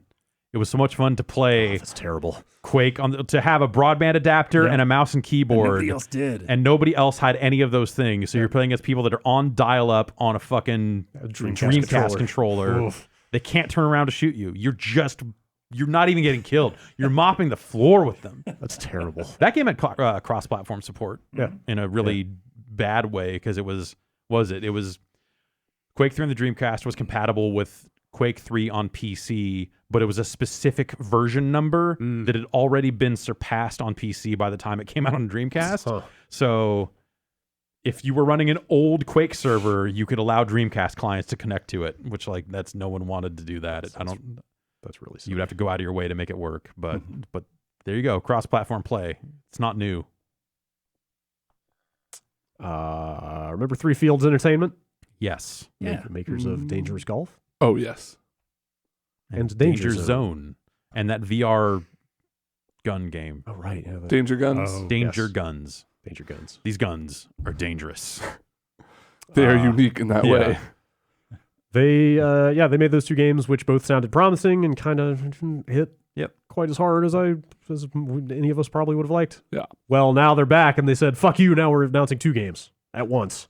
Oh. And they're both coming out this year. Take that. They're making Danger Zone 2. Okay. Which is a sequel to Danger Zone. So Danger Zone was all set in this one kind of cyber grid environment. Warehouse-looking thing, which is kind of a bummer. And so this one, they're like, okay. Now it's outside. And you have boost and drift. Like they're enhancing the driving model in a way that... 17 locations set in the US, UK, and Spain. There was a lot of feedback on that game of what people would have liked it to be. We should say for people who don't remember that Danger Zone was basically Burnout Crash Mode. Yes. Yeah. From people who developed from the people who created Burnout. That is some of the people at the studio former Criterion. Like this looks better at least. Yeah. But they've already taken a crack they've already taken a crack at it and really not hit with it in a way that like I think a lot of the goodwill of, hey, some of the creators of Burnout are working on new driving games. Initially, you're like, fuck yeah. And then you kind of, Dangerous Golf kind of comes out and you're like, okay, yeah, this isn't really. They're stretching their physics legs. They're figuring it out. Okay, all right. There's some cool stuff here, but not, like there's stuff about the way you aim the ball that is not very good. And then Danger Zone was just a straight up miss on that. Cause it was just too bare bones. It just felt it was too budget. So I've reached a point with this stuff where I'm kind of like believe it when I see it. On it because of their past work. I'm kind of with you, but also I want to think that each time they're going to get closer. You'd hope, yeah. I think when they came in with Danger Zone, like they were kind of hinting at like we've got plans for driving games that are larger than, or they didn't come in with Danger Zone. They came with Dangerous Golf. Yeah. Right. And they're like, we've got plans for some driving games. Yeah. We've got some ideas about the things that people are missing in driving games today. That's kind of the thing I was hoping, cool. was that they're sort of iterating, even if these first couple games aren't all the way there. Yeah, and if they're accepting feedback, maybe we'll see something better. So, the other half of this announcement, first of all, Danger Zone 2 is out next month. Huh. Oh. Second of all, later this year, we will have Dangerous Driving. Yeah. An arcade racer set on closed tracks featuring boosts, takedowns, destruction, and the biggest car crashes seen in a racing game to date. Yeah. So... What about the Blues Brother video game? That a pretty big car crash. Blues Brothers 2000 is a quality Nintendo 64 game. As they all are. Yeah. Better than Banjo-Kazooie. It looks like we should... Blues Brothers 2000, I was looking at it over the weekend. It looks like a fake video game. It does. It looks like unbelievable that it exists. It's... All right, sorry. I have to see what that looks like now. It's a Titus joint. Titus, the makers of Fine Entertainment, like that RoboCop game. Oh boy, Superman Fox 64. logo, right? Yeah, wow. Yeah, this is something. Remember Blues Brothers 2000? it's a terrible movie. It's like a travesty. It's like as a fan of the Blues Brothers. Up until that point, up until John Goodman got involved. Period. Let's say it's like, oh no, John Goodman is usually so good. I have no issue with John Goodman. It's more that just like he's not a good Blues John Brother. Belushi replacement. Sure. There's that's you fair. can't do that. You can't. That's fair. Who is though? Who could step into Jim those Belushi. shoes? No Jim. one. Done. Especially not Jim Belushi. Wrap it up. Don't go fucking play the House Bobby of Blues. Moynihan. He could do it. He could, but I would hope that he would. He'd bring his own twist to it. But I would hope that he would know better. Sure. I'm just saying he could bring his own twist to it. All right. He could. He just chooses not to. Blues Brothers 2000 is a depressing piece of fucking video. I can't wait for Blues Brothers 2020. Yeah. Blues Brothers 2027. Shit. Takes place in a cyberpunk reality. I'm in. Where All right. jazz is the only thing to take down the megacorps. All right. Yep. Fine. Anyway, they straight up mention takedowns in the description for Dangerous Driving, so you know what they're making. Yeah, they're trying to make a classic, meaning Burnout 3, Burnout 4 era. Right, like track-based. Yeah. Closed not loop. open world, not paradise. Yeah. Save that for the sequel. Maybe they'll get there. Yeah, that was the plan. I think. It's going to be interesting to see how that does with Onrush out there kind of doing that. Kind of doing that. Not like, it's not a racing game. Yeah. But also maybe having Burnout Revenge out there being backwards compatible on Xbox One, which granted anyone on the PS4 is never going to see that. Having Burnout Paradise be available across all platforms, like there is some recent Burnout or some there's some attainable Burnout out there. Yeah. So what does that do for them? That'll be an interesting question to see answered, I guess. But whatever, cool. Those games are good, and hopefully they make a good one. We'll find out in a few We'll months. find out. Yeah, Danger Zone 2 is $20. It's next month.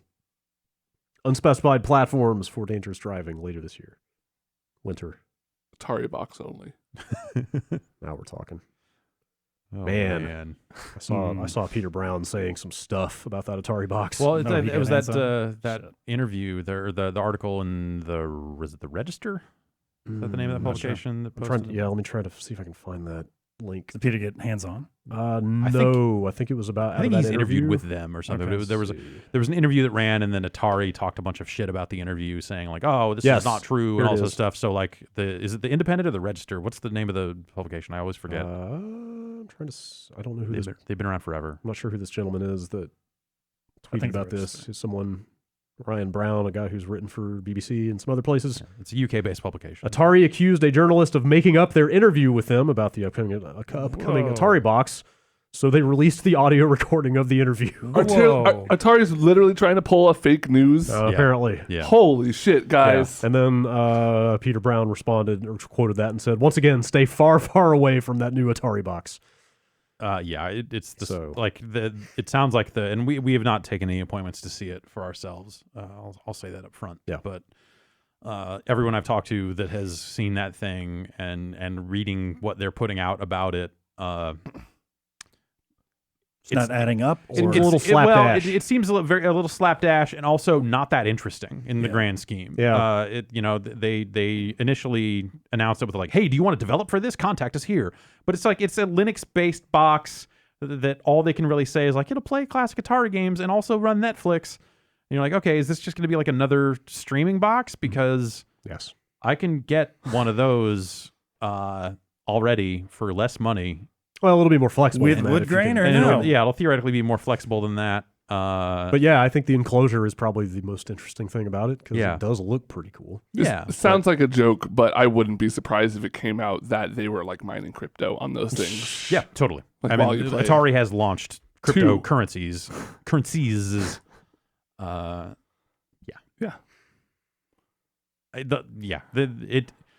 It just doesn't seem like an interesting pitch beyond like, oh, that's a really neat looking thing. But like when you look at what Atari is nowadays, and the number of different platforms where you can play all those old Atari games, and you start to think like, are they just going to reissue those classic packs on this thing? Like that's probably what this is again. When's this guy coming out? I don't think anybody knows. Seriously? Wow. Okay. I think I want to say it was like they're saying like September-ish or later this year or something because they're taking pre-orders on Indiegogo. For this thing. But the whole thing, whatever, the speaker hats, like everything this incarnation of Atari is like there's still crowdfunding Roller Coaster Tycoon. Yeah, there's still no release date as far as I can tell for Tempest 4000, which the thing I was told by a PR rep for Atari, not someone at Atari, but someone that they had contracted or whatever to represent, said that there was some issue getting physical copies out there, and so they had pushed the release date back. Oh, was the game done? Like Jeff Minter has tweeted at one point saying that his work on the project was basically finished from the sounds of things, and they did have a date at one point, or there was a date floating around, that then it missed that date, and there was no new date established, and what I had heard is something about these physical copies. And now, with all the other shady-ish stuff surrounding the company, I'm like, oh, can they not afford to run these physical copies off? And so, like, what's going on? Like, what? It's a strange situation. I don't even know what to make of it. And them out there saying, hey, none of this happened, and then the publication in question being able to say, here's the full interview. You go ahead and listen for yourself. Yeah. Brad, what are you looking up? Speaker hats? No. Okay. I'm looking up Seamus Blackley's Twitter feed. Okay. Did you see him talking about this? No. I think it was in the wake of all this stuff. No. Who is that? Seamus Blackley. He used to run which division of Xbox? Like he was there at the beginning of Xbox. Okay. It was first party development. I guess. Well, I mean, I think it was in house. I know he came by the office representing Dead or Alive 3. Okay. And he came in to play some DOA 3 which with us. I think they published. Right? Yeah. So maybe they published it, but that would be more of a. He was definitely one of the top guys of Xbox back in the day when the first console. He was definitely came out. one of the faces of gaming. Sure. At Microsoft. At Microsoft. Yeah. Admission, years ago and for several years, I tried very hard to find a way to buy Atari and restart it. Yeah. It's such a great American brand and has such a rich, important heritage, I wasn't able to figure it out. Frowny face.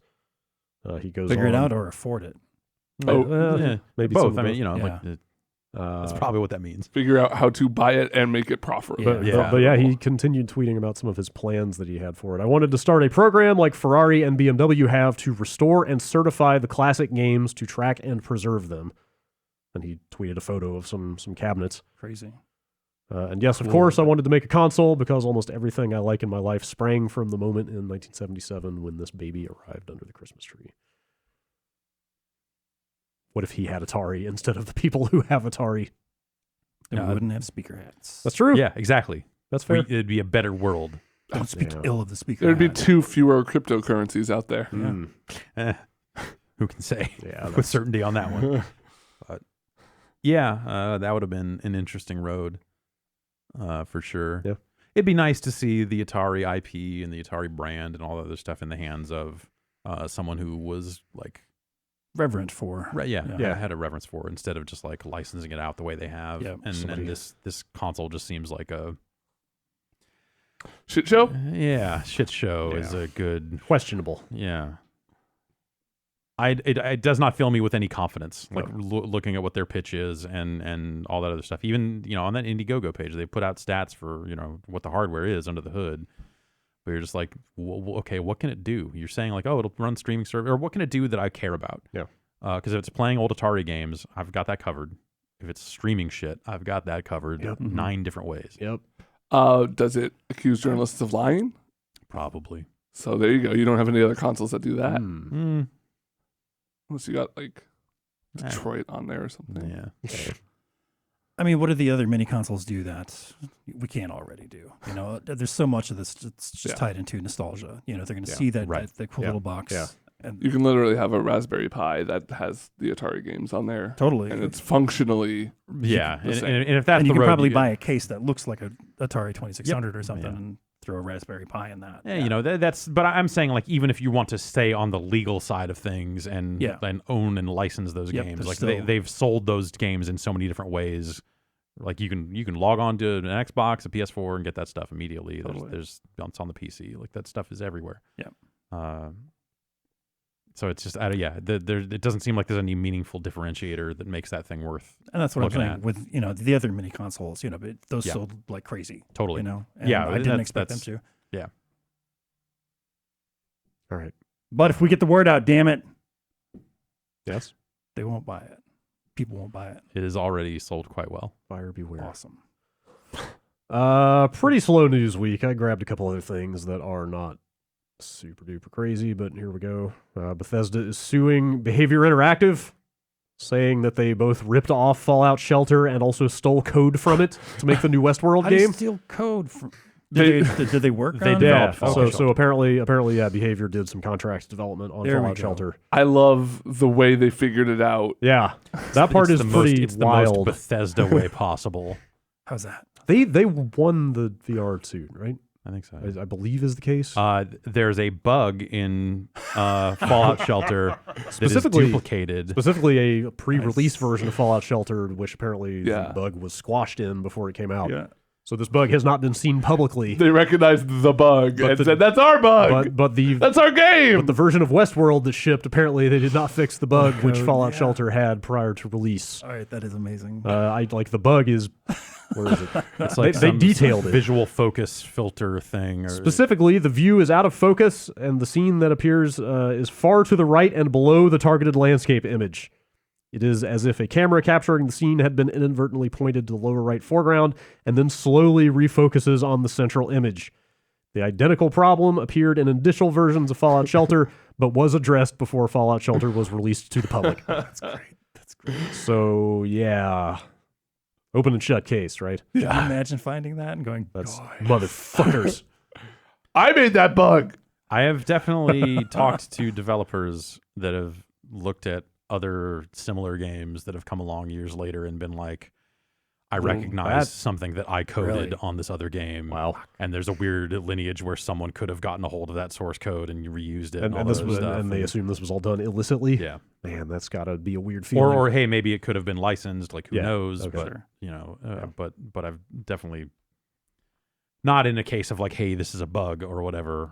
Yeah. But yeah. But this game seems like, even on the onset, like it Yeah, looks if exactly. you look at it, I mean, Bethesda refers to it as a quote blatant ripoff of Fallout Shelter. Right. And there's been coverage saying, hey, they made a Westworld Fallout Shelter. Like acknowledging that this game sure Okay. seems like a lot like Fallout Shelter. Yeah. Apparently, there's a reason for that. Yeah. We'll see how that goes. Yeah. But that doesn't sound great for the people for Warner who put out this Westworld game. Yes. Yeah, it's a major publisher. It's not just a small developer. Yeah, it's like a licensed thing. Yeah, it's a it's like licensed game something based that- on a big TV show backed by a big publisher. Yeah. So they're suing. So They Bethesda's want like, hey, that's money? ours. I wonder how much money you charge for that. I don't Like know. 'cause All of Fallout. Well, yeah. You say It's all a of that free money game. is ours. Like anything that was spent on this, anything Sure. that was paid to the developer, they used code they didn't own. Assuming that that's the case. Yeah. And then it gets pulled down, and then oh man. Or do you just leave it up and say all this money? We want our cut. Mm-hmm. Yes. This the end of the story says that ZeniMax did win the lawsuit against Oculus. Yeah. Also settled that lawsuit over Scrolls. Yeah. with the Minecraft people. Mm-hmm. Litigious company, but seems like they have a case here. All right, last thing I saw. This is from Kotaku. Apparently, they met with Crow Team at E3 about Serious Sam 4. Yeah. Which the developer claims is aiming for 100,000 enemies on screen at once. Fuck yeah. That's too many screaming heads. Yeah. That's If you saw that reveal trailer for Serious Sam 4 and you're like, what are they going to do that's different than the last time? Yeah. They're all just yelling the whole time. There you go. Just everyone screaming. That should be the first level is you just fall down onto an island, look up, and there's 100,000. I'm getting anxiety already. Where do you go from there, though? If you roll out the full 100,000. 200,000. Oh, okay. Yeah, sure. I guess it's open world this time. Yeah. What game? Yeah, Serious Sam, it looks kind of different from some of those other games. Have you seen more of it outside of that trailer? No. Okay. I think, did someone go, did we send I don't someone to go know. see We it at didn't- E3? No. I talked to someone who had seen it. Okay. Patrick, maybe? I don't remember. He was at that yeah. appointment. What video game has had the most enemies on screen that you could deal with? F-Zero-X. State of emergency. Okay, that's a good one. StarCraft. It's got a unit cap. It's a lot, but it's not thousands, right? Yeah. They say they're not there yet. They're working on it. They're getting there.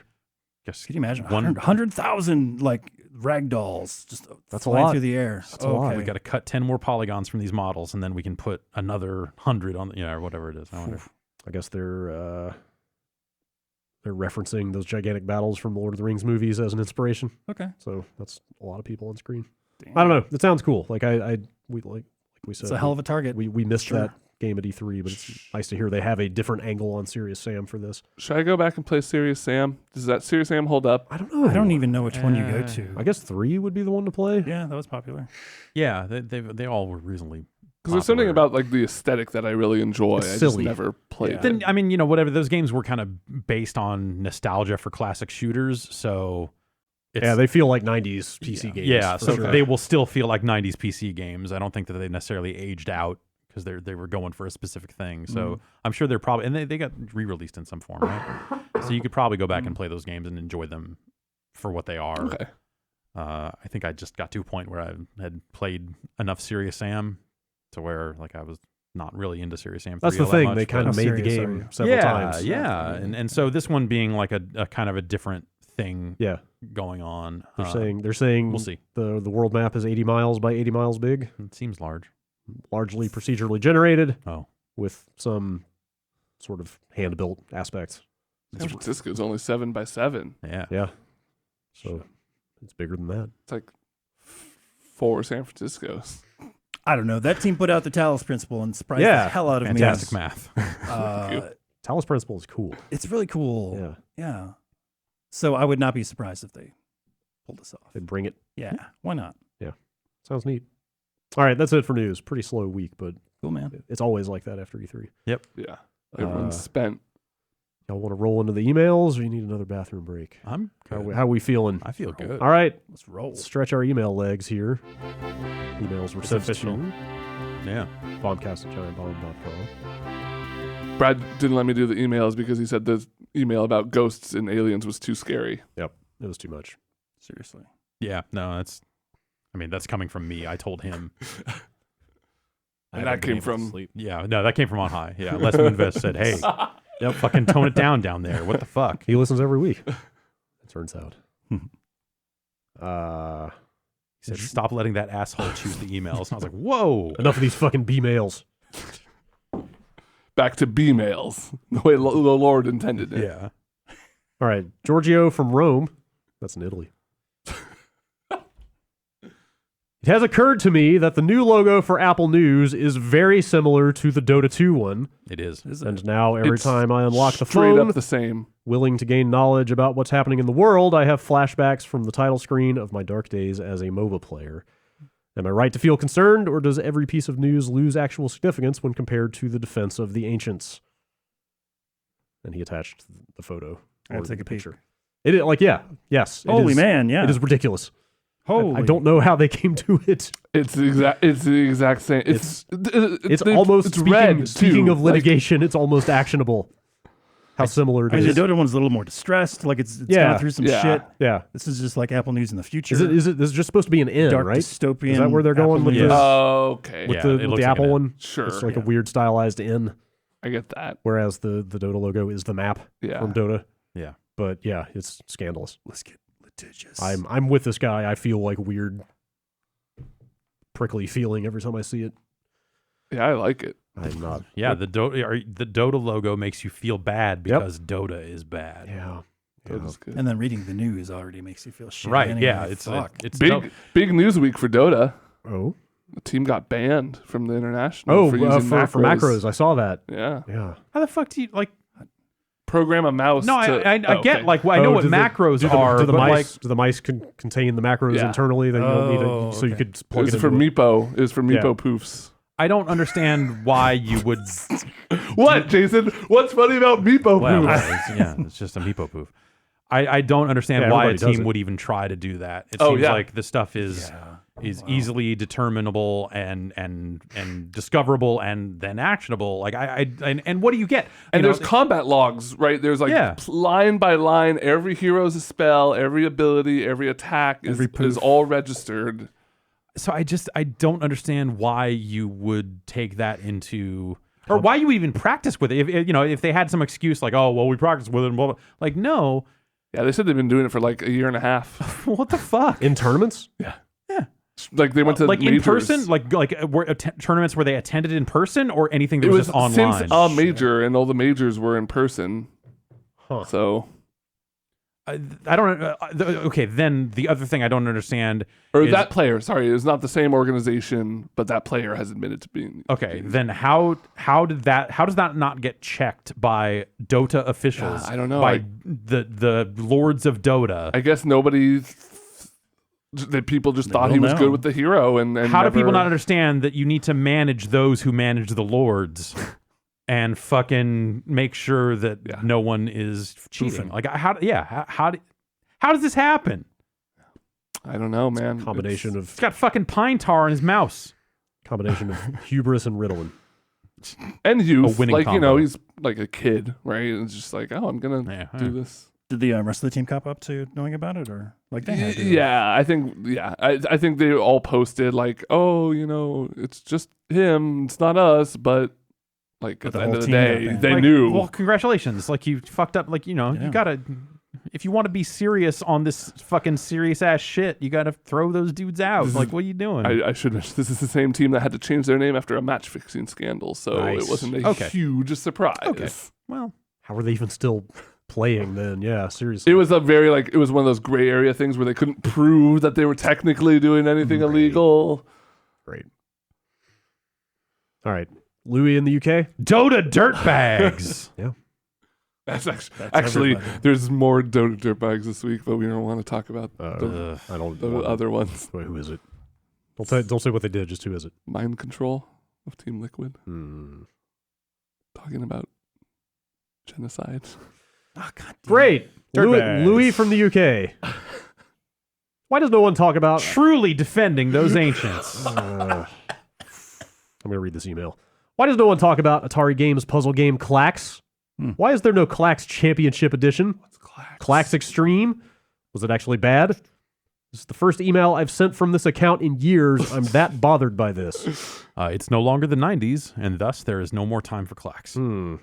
Yeah, Who's got Clax? He asks, KLAX? he asks Yeah. if we have any memories of Clax ourselves. No, this Yeah. looks bad. Seeing it on a Clax is TurboGraphics. wasn't- Clax is very stylish. Yeah. The No, voice Atari stuff Lynx, in that's what Clax. I Yes, Yeah, so there's I've- probably a Lynx version. I've never played it, but was it like a launch game for the Lynx? Yeah, I don't think I've ever- pretty sure. I don't know that I've ever seen a Lynx in person, or at least ever played one, but I feel like I saw Clax in magazines going like, oh, that's the Game Boy Tetris of the Lynx. Yep. Very That's cool their box puzzle art. game. Yeah, the box art is fantastic. I will Like say. it's like falling tiles that sort Yeah, of it's like a flip conveyor over, belt, and the tiles fall into the well off this conveyor belt, Right. and then you have to. right? Like it looked like a cool next gen puzzle game to me. Yeah, Yeah, it was nice making Clax. It was a good feeling.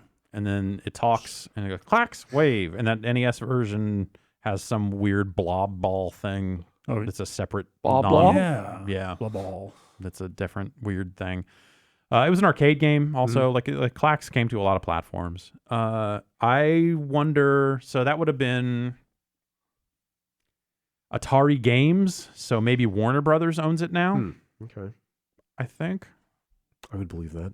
It's made after a certain year, so I think that all that Atari went to Warner, and the older stuff is what the company currently known as Atari owns. Whoever they may be. Whoever they may be. These shadow lords. I would be down for some more old puzzle games to come back. Sure. In CEDX form. Clax DX. How about Columns? No. No. Maybe not. No. Maybe not. Columns was never great. Yeah. Like those games are so well suited for phones, and that market is just whoa. Yeah. Yeah, sure. There's a lot out there. Put Clax on a phone. Why not? Well, that's what I'm saying is like, you know, the market's so fucking saturated out there. Like, fair. would it be worth it? This guy would be hype. They couldn't even make a good puzzle fighter, so. Yeah. Yeah. Speaking of puzzle games, Baker writes in from Raleigh, North Carolina. The other week when y'all were doing UPF in the podcast room and playing all that Puyo Puyo Tetris, it gave me a life-threatening pang of nostalgia for the OG Game Boy I had when I was little. Thus, what's the best portable way to play Tetris these days? Is there good Tetris on the 3DS? Is there a decent phone version? Should I just say screw it and buy an old GBA? Get Puyo Puyo. Yeah. Puyo Puyo Tetris is on the Switch. Oh, right. Yeah, sure. Yeah. Okay. I would probably do that. If you can find it, Tetris DS is I a was hell of a about game. to say Tetris DS is a especially good version of Tetris. Yeah. Doesn't that have some weird touchscreen mode where you can like drag the pieces around? There's like a mode where the one I really liked is like it's a little cross piece and the pieces are like falling and you rotate around to form and like make it blocks out of it. Yeah. That game was good. But I think didn't that game like go out of print and get hard to find? Yeah, it was it was probably the most expensive game I owned for a while. It was relatively hard to find. It was like over $100 on eBay. I'm gonna look. I'm gonna load up eBay real quick and see. Yeah, I don't know about now. What Tetris DS is going for. I want to say that they reissued it at some point. That sounds right. And I guess that would run on all 3DSs. Here's someone trying to sell Tetris Worlds for PS2 for $50. I'll take it. A Tetris board game. What? Bid. Is Buy that it just now, buy it now. Monopoly? Or filter. It's Connect 4. Categories. Video games. Not textbooks. What the hell? Oh, I want a Tetris textbook. Textris. Here's a copy of Tetris DS, $23 plus $15.63 shipping. Why are all these results coming from Italy? Tetris capital of the world. A lot of Italian copies of Tetris DS out there. Apparently. They've got that leaning tower, and they're like, "Oh, what if that was a Tetris? Yeah, a Tetranome." Here is a factory sealed copy for $70. Okay, so gone down. Yeah. Still, there's a handful of sealed copies on here actually. That was my first experience with playing good ass Japanese Tetris players online because you could connect online and I just get my ass kicked and be like, oh, there's a league of Tetris players that I cannot even conceive. Yeah, there's a nuance to Tetris that I will never grasp. I will never be a competitive Tetris player. Not with that attitude. I mean, I can compete against people who also have that attitude, though. Which, as it turns out, is most people. So it works out great. It's fun to pretend. Isn't there a Games Done Quick going on right now? Yes. Yeah. You think are they going to do their Tetris Grandmaster business at some point? Oh, I'm sure. Yeah. Sweet. I was kind of doing all week now. I think we maybe talked about this not on a podcast somewhere, but I was kind of getting that out of Tetris Effect a little bit at E3 because it's musical. Right. Like you're keeping up with the beat. It makes you want to drop the pieces faster, even when that is a foolish thing to do. Even though you don't have to. Yeah, there's definitely... And also, you may not be good enough to be like those people that drop the pieces constantly, but you sort of want to do it anyway. The rhythm is going to get you. That's true. What was that Tetris game that actually you're supposed to drop it on the beat? It was fairly recent. Yeah. I don't remember, but yes. It was kind of cool. Yeah. Let's see. Question from... My eyes are terrible. I can't read today. Bob. Velamir. Close enough. Yeah. Recently, I've been playing Gears of War 4. Okay. I've never played the original 3 games and thought their influence on the third-person... I'm sorry. And though their influence on the third-person shooter genre is undeniable, I always got the sense that I got my fill of cover shooting from playing games like Mass Effect. Well, it turns out I was right. While the shooting feels pretty good in Gears 4, I can't help but feel that the whole thing feels old and stale. It's such a quaint, simple experience, as if a 360 game had wandered into this generation where seamless open world games with crafting and survival elements have become the norm. With games like The Division bringing a quality shooter experience with a dozen more layers on top of it, it seems like Gears is ripe for a more drastic change. Do you think we'll see that happen with 5 or 6? Could we see a Gears game with a non-traditional cover system, perhaps similar to Mass Effect Andromeda? Yeah, that formula has not changed up. No, not a whole lot. I suppose they felt as though they didn't need to. I Gears 5, some of the stuff they've shown of it, and I don't know if this is also coming from interviews or if it's just people looking at what they've shown. But you've seen a lot of people saying like, "Oh, this Gears 5 looks like bigger, like larger environment scale, just wider environments, less corridor. At least in the stuff they've shown. So it's hard to know how that'll pan out in the final product. But like the story stuff they showed also looked interesting. Yeah. So that's true. So I'm curious to see what Gears 5 ends up being, if it is just kind of more of the same gameplay-wise, just with a different story told, or if they try to depart from some of those norms in a more meaningful way. I would like to see them get bigger with it, but I don't know that like open world Gears is especially appealing unless they go full Division and start adding loot and all this other stuff that is kind of not Gears of War. Yeah. You mean Gears? Yeah, sorry. Yes. Now that they're just Gears, all bets are off. Right. Is 5 this year, did they say? I don't think give a they date? said. Okay. I don't remember. Here's how you change it up. Gravity boots. You can walk on the walls and the ceilings. Okay. And you're in like caves and shit, so there's cover all over. What if... I think that game... Here's an idea. What if you had a jetpack? You could like Okay. fly up, Yeah. fly All up to the right. cover, I'm listening. and hide behind it with Uh-huh. the jetpack, and then fly over the cover with the jetpack. This sounds like a great game. Yeah. I've never seen anything like Somebody it. should make that game. What if you took the Gears characters and you made their heads really big and No. their eyeball? No. No? Okay. Just me? Just make them pop, Yeah. It'll be fun. Sure. God damn it. I don't know. We'll see. I mean, 5 looks like kind of more Gears, but I mean, look at what they're doing with Halo, Like that is the next Halo game, but it seems to be something different. So maybe Gears will follow suit at some point. Yeah. Like I Gears 6 or think whatever. at least the stuff they've shown from Gears 5, you could at least see them taking it in a somewhat different direction. So we'll see how that goes. Yeah. I hope it does. I don't know. I liked what they showed of Gears 5 It looked good. for whatever that's worth. Looked interesting. Yeah. All right. Next email. Damon from Asheville, North Carolina here. WNC represent. It seems like Nintendo is banning the certificates on individual Switch game carts to prevent piracy on the platform. This could create problems with used games, with pirates selling banned carts after they upload them to unsuspecting buyers. It's a pretty extreme measure to take, but with the problems they had with the 3DS, I can understand it. What's your take?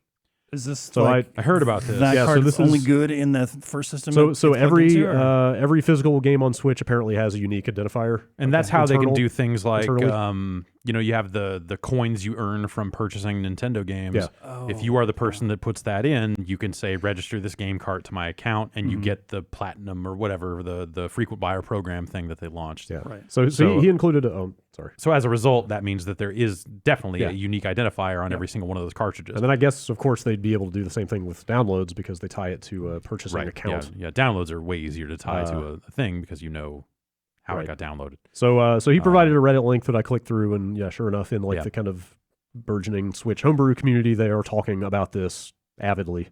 Yeah. so they're- it sounds like that there was a wave of people with rogue Switches getting banned. Yeah, so the people followed up and said not only can specific copies of games get banned, but the consoles that people play them on can also quickly get banned from online service. Right. So you kind of get it both ways. if So you're you trying end to up in a pirate stuff. situation where, if let's say you're dumping a Switch game and sharing it online because you're a criminal and you love crime, Gotcha. Yeah, let's say that. then Stretch, but Nintendo is going to figure out what got shared, Mm-hmm. as all these other Switches are now capable of running this downloaded version of this game. So if that unique identifier is present in the dump, then they can ban that and banning that also bans it on the legit original cartridge, Right. which then whoever did that process in the first place takes and sells to an EB. And then someone buys it and puts it in, and they can't play online. I suspect, well, I guess I don't know. The ultimate worry is then what if that person gets their hardware banned for this completely unsuspecting, innocent thing? Yeah. Which you would hope Nintendo would not be doing that. Like, what if they had sold it what if secondhand and the person who dumped it bought it from a third party?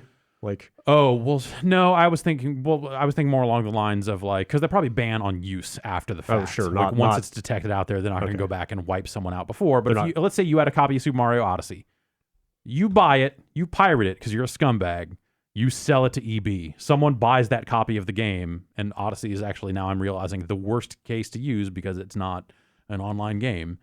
So let's say Splatoon 2.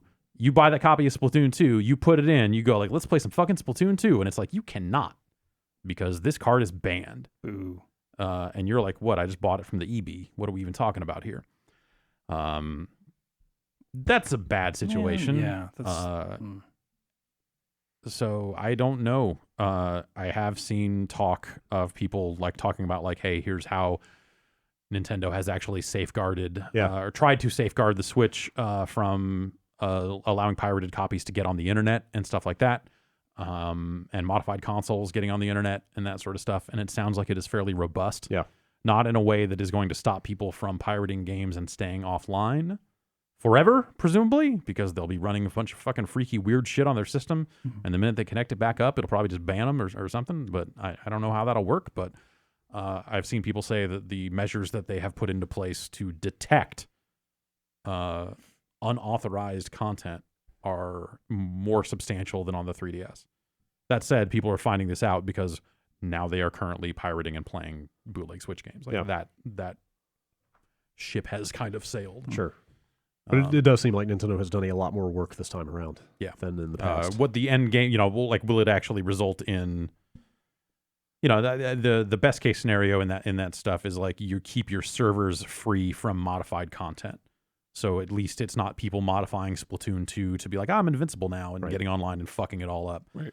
If they can keep those people offline, at least the people that are legit consumers will never have to encounter a situation where like, oh, I got shot once and then it reset my prestige back to level, like the Call of Duty hacking stuff. Right. That was super fucked up, ruining those games. So we'll see how it all shakes out. Yeah, we'll see how it all shakes out. It's all very fresh and new. So I don't know where it'll go. Sure. It doesn't sound great. Vincent from Australia. Could Mario Party be made into a fun game by changing enough of it while still remaining recognizably Mario Party, or is the core concept too rotten? What is the core concept of Mario Party? A board game that has mini games. Right? Yeah. Okay. So if we made those mini games a little bit better, right, do you think this could actually be fun? If you made the board game a lot faster paced, sure, in a way that like it's not every single menu is like a fucking hour before you can hit A again to roll the fucking dice. There's definitely some UX stuff that could could go a long way for sure. I think it's get rid of bonus stars. There have been a few like fun mini games in there for sure. I can't think of a one. Okay, but all okay, right. Yeah, me either. Like ball bonanza. Sure. But it's the bullshit star stuff that would, I think, have to go. Yeah, like a lot of the rules of the board game are usually pretty bad, and most of the mini games are pretty bad. Yeah. So if you replaced all that with stuff that was good instead, like you would have a better game, but I don't know that would necessarily make me want to play it. What if you did a Wario Party? Ooh. That was like the WarioWare aesthetic and WarioWare-esque mini games. Micro games, even. Yeah. Wario would want the same bullshit star mechanics though, because he's an asshole. But then you lean into that in a way that like you could have bullshit star mechanics that still are like bullshit in ways that don't like destroy the end the game. Yeah. Like what they should have is mechanics that allow you to stab other players in the back and not just have the game stab everyone in the back randomly. Exactly. Yeah. No, he should be able to steal from others, not the game stealing from him. Yeah. Also put a super on the front of it. Sure. Yeah. Oh, wait, they did that. All right. Alex, Japan. Oh, wait. I'm sorry, that's not the email I wanted to read. Sorry, Alex. Yeah, sorry. Come up with a better one next time. This is the one I meant to read. This is from Wilmer in New York City. You are given a time machine with the purpose of bringing one released game or accessory to the past as a demo for the future of gaming. What will you bring? Fortnite. When are you traveling back to? 5 years ago. And what impact do you think the thing you are demoing would have? Destroy the game industry. Well, this is some weird historical counterfactual question of like, what types of games and accessories do you think would spawn out of the thing you brought back? But like, this is not Back to the Future, as much as I wish it was. But yeah, I don't know. Do you ever have that thought? I mean, surely you like play a thing here and there where you're like, man, if I could fucking show this to myself 20 years ago. Yeah. Honestly, I have that feeling when I see arcade sticks today. Okay. If I could go back and show myself, Is that like, your thing? Yeah. Like where arcade sticks are at? Yeah, it would blow my mind. Yeah. Seriously, like what, we're using Japanese parts now? Like it's only like it's under $200. Okay, this is amazing. I would lose my goddamn mind. Let's bring a Virtual Boy to 1987 Jesus. and destroy everything. Honestly, it'd probably be something like The Witcher, some kind of huge spanning RPG, like Fallout 3 or something. That would like go back to the early 90s and just show like this is what RPGs can become. Yeah. Honestly, to me, the Switch gimmick is still a little piece of magic, of just like, hey, you're on the TV, now you're here. Like that still plays, and that would. You guys got any HDMI ports? That would be fucking insane. I mean, what if you just like took a PS4 controller back to 1981? And just like check this shit out. This is like the standard. Look at this. Yeah, this is like the normal controller for this stuff now. It's got a touchpad on it. Pac-Man. Share button. Yeah. This is so you can upload to Twitter. You can upload this. Yeah, you can put this stuff on the internet. Oh, you'll see. It's gonna be great. You can't wait till you get there. I'm gonna give you this almanac, and when it's the esports almanac. Yeah. Also, it's the most bland pedestrian answer possible, but just games look so fucking good now compared to where they were even like 15, 20 years ago. Yeah. Like this generation in particular. You bring back something like some pixelated, roguelike. It's just like, hey, check out how cool games are going to look. Oh, bring back Pac-Man Championship Edition to like when Pac-Man first came out. They'd probably hate it. Yeah. It'd be too much. Yeah, don't give it to Billy Mitchell. Let's see. You know what? I will read Alex in Japan's question. Welcome back. Great job, Alex. Yeah. Good job on the email. Keep up the good work. I noticed that myself and most of you seem to not play online with a headset anymore unless you're playing with friends. What happened? Why did you choose to reduce communication with random others, which gives you a disadvantage in some games?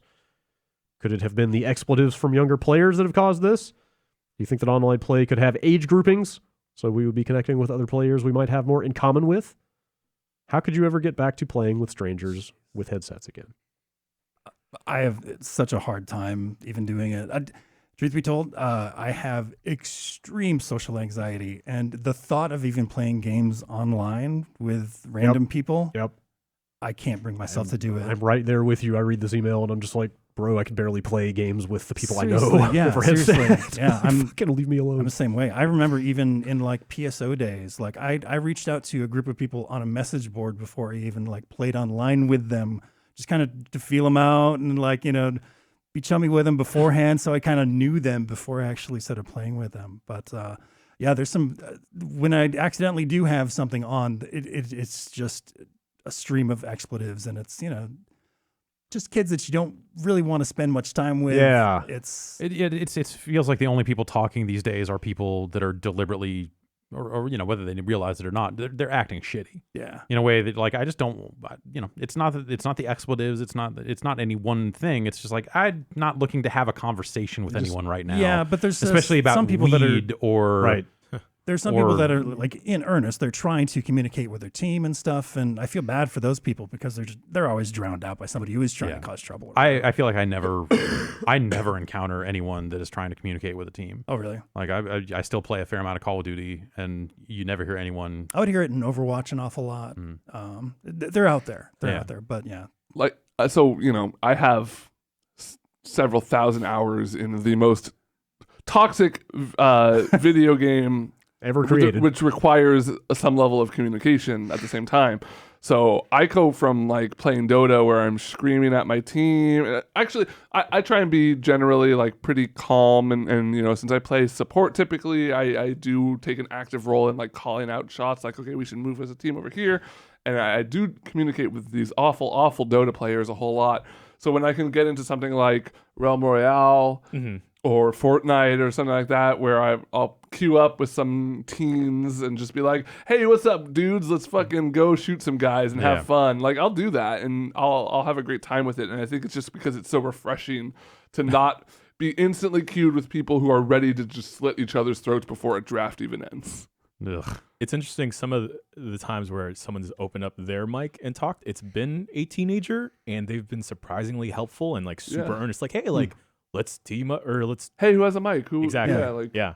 There was, like, when we did that one VR game... That was that kid was, like, surprisingly super helpful, and, like, it was cute. That's what they're saying about the next generation. They're very civic-minded. Good for them. But I feel like there's just been... I feel like the game I'm playing that has any kind of team stuff is Call of Duty, that you can very easily play alone. Yeah. Unless you're playing the like hardcore objective modes, like, or right, if you're really caring about it, then you want to move as a team, but you're just never going to get that. So in that game, the most you're going to get is someone yelling at their mom. Generally, or just like someone being like completely racist, sexist, terrible, just like raging. Or just like that raging kind of. It's the thing that back when the Xbox 360 had zones, they were underground. Yeah. Man, I missed that. Like I just don't fucking have any patience in my life for trash talk at this point. It's just like, dude, fuck off. Yeah. Like it's like whatever. Like, were you underground? We're hanging out playing video games. I don't know. I don't remember. I think I was underground. I think I might have switched to. I think I moved over to pro at one point. I think. Yeah. Wow. Yep. I really stepped it up. But it's just like it's people that it's just people being shitty, and in a way that I don't want to talk to these people. You put a mic in front of a teenager and they have anonymity, and right. Yeah. It's just not. I like being like, if I get queued into like a 3-stack in Fortnite or something, I like being their like wild card to a degree where I'm like trying to make it a little more fun for them. I'm like, like screaming, like, let's go get them and stuff like that. Not screaming at them, but like being the wild, Just try to have fun. Just like making them have a weird experience that they're going to have fun with. That can be fun. I'm rarely up for that. Like it's so performative at that point that it's just like, do I really want to be on right now? Like I'm hanging out in my underwear playing video games. Like I'm done. I don't feel like it's a hassle at that point. Totally. So. You have to be in the right headspace, I find. Indeed. Let's see. Mitch from Toronto. During an E3 live stream, Brad commented that Ghosts of Tsushima seemed to have cool one-hit kills, and during the wrap-up podcast, he mentioned that the team there answered a lot of questions. Did anyone ask if the combat has a lot of one-hit kills and how they work? I agree with what Vinny said in that Assassin's Creed combat wouldn't be great, but I think a variation that finds a good way to make the insta-kills take skill would be. Yes, that exact question was asked, and they straight up pulled we're not talking about combat today. So I can't say for sure, but you can go back and watch that footage. It was the same demo they showed in the meeting, and that first encounter is just straight up like square up with the guy and then just fucking rush in, one hit, and he's down. Cool. I think it would be super cool if that whole game could be played like Bushido played. Yeah, totally. If you were really good enough, like say it requires like the most amazing precise timing ever to do one of those. But if you're that good, you could just kill everybody that way. I really like games that make their weapons feel powerful like that. Because if you watch that footage, the other fights that happen subsequently are just straight up hacking at a guy a few times until he goes down, and I hope it's not all like that. But this is Sucker Punch, right? Yes. Okay. Yeah. Yeah, and maybe that's something like did they talk about if that game has like tech trees or any of that sort of stuff? They did say there is a skill tree. Okay, so maybe that's something you can invest in. There is progression. I think that's about all the detail they gave. Okay. They said it would be pretty grounded stuff because people asked like, "Hey, you guys made Infamous. Is going to turn your into sword suits a laser?" Right. Like this is going to make sense in context. Okay. Let's see. You get to put a third sword in your mouth like that guy from One Piece. Like a chain chomp. Or like a chain chomp. Yeah. Hi, you bunch of cool cats. It's Ty Spin from Sand Lake, Michigan. Gosh, what's up, dog? That's how this email starts. This is a lot already. I don't think that's his real name. Tie spin? Yeah, it might be. It's Greek. Yeah. The email address has a different name. Okay. Anyway, I remember sometime around the early 90s when you could connect a coaxial cable to the back of a Sega and you were able to access the Sega TV service. I was just wondering if any of you have had any other early game service experiences. Expand for life. Expand. Yeah. Was that NES era? That was When was Super that? Nintendo and Genesis. Okay, I had the okay. Super Nintendo version. Okay. And yeah, you would just direct dial to your opponents, essentially. So your phone bills were Oh, astronomical. did it work with existing games? Yeah, totally. What? Yes. Yeah, you Like plug Super Mortal Street Kombat Fighter, into the top Mortal Kombat. of the cartridge. And It was played- just a fucking modem that worked with like any game? Yeah, and like a Dude. service built in, like in a BBS type I stuff. don't think it where worked you with could any do, like- game, but they... Not any specific game. games? Yeah. Okay. Yeah. Killer Instinct, I played a lot. Did it work of. well? Enough. Well enough. Okay. Like I couldn't play Street Fighter with it, Yeah. but Killer Instinct, you could buffer stuff enough to where, like, you know, even if it wasn't frame Oh, so specific. you could feel the lag? Yeah. Okay. Oh, totally. Well, of course. It's Absolutely. a phone line, of course. Yeah. But yeah, I loved the hell. Wow, I had no idea that's what the X-Band was. Yeah. And then the Sega Channel was kind of cool. Yeah. You could download games. It's like sort of like Xbox Game Pass in a sense. It's just like, here's your 3 games for Yeah. the month or whatever. Well, no, it was like it was a cartridge that had the coaxial cable on it. It didn't screw directly into the Oh, Genesis. could you just play whatever? So you put the They had a cartridge lineup? in and then screw. Yeah, they had a lineup that would Okay. rotate in and out every month, and they would rotate games in and out. So you could just download a game, download speeds fast enough, and play something, and then you turn it off, turn it back on, and get the menu again. But the weird thing about it was that the amount of space on the cartridge was limited. You know, you can only hold one game, but in some cases, as cartridge sizes got larger and larger towards the end of the lifespan, it got to a point where there were games coming out that were larger than the onboard storage in the Sega Channel like cartridge thing. So I remember I've said it before, but like Mortal Kombat 3, there were 3 separate downloads, and you had to choose one, and each one had different characters on it. And so it wasn't like a 3-part download to get the whole game. Right. You couldn't get the whole game. Yeah. It was just like, if you want these 8 characters, pick A. If you want these 8 characters, pick B. You know, and Weird. It was a really ridiculous solution to that specific weird issue.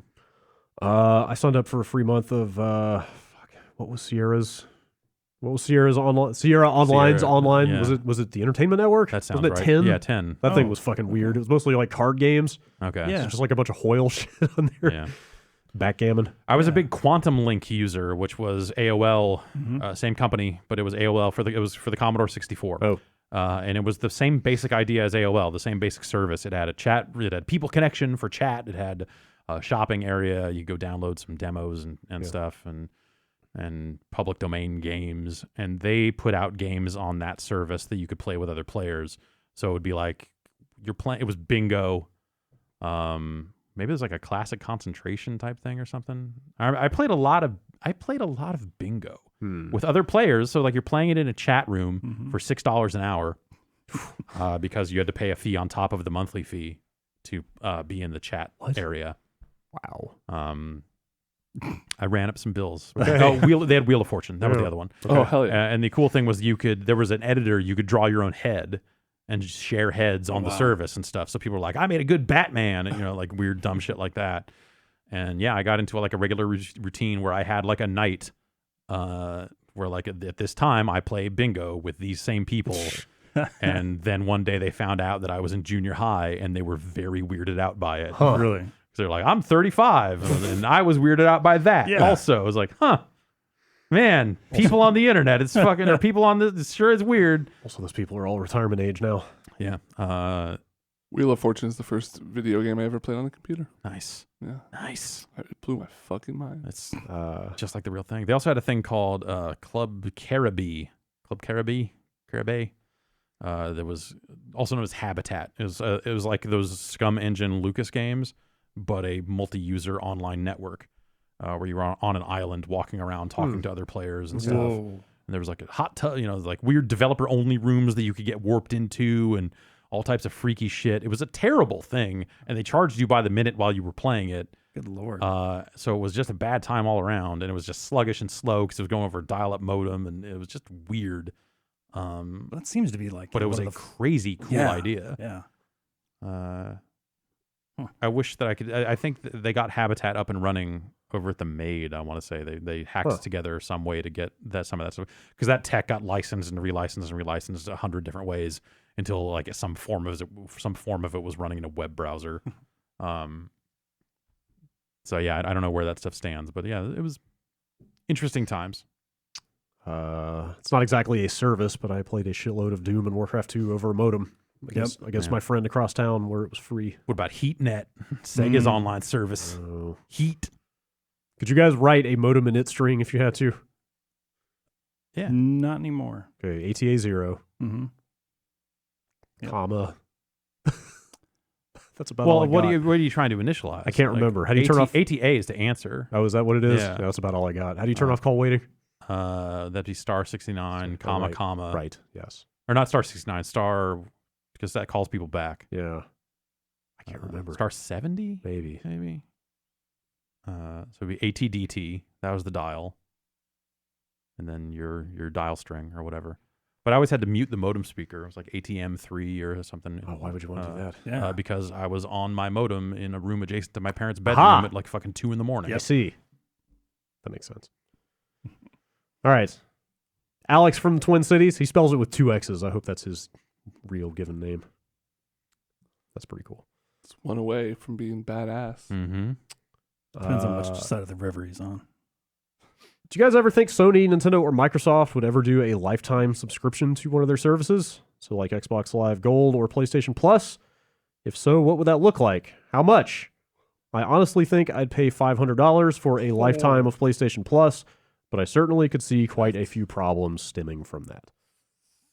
300, maybe. Man, that sounds cheap. I mean, I wouldn't turn it down, but like I'd feel like $300 up front. 6 years. Yeah. Right. Yeah. To support the majority of the. They will probably get that $300 out of you without you paying for it. Yeah, that's the thing. Yeah. Like it's,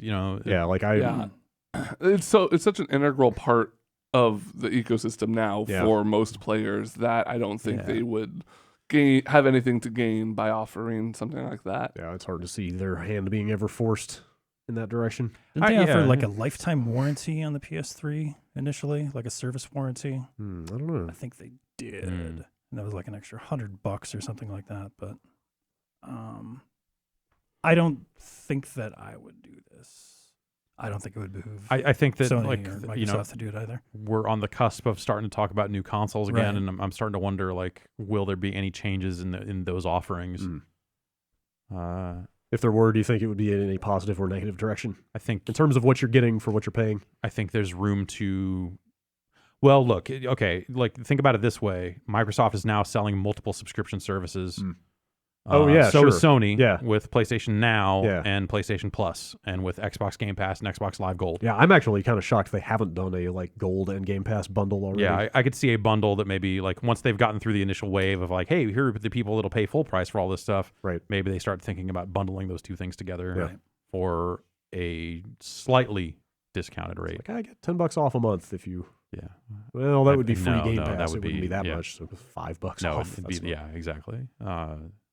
Or $10 off a year or something like that. Sure. I could see something like that. So like, will those offerings change? You wouldn't want to lock into something like that right now. I just don't think. So yeah. Don't hold your breath.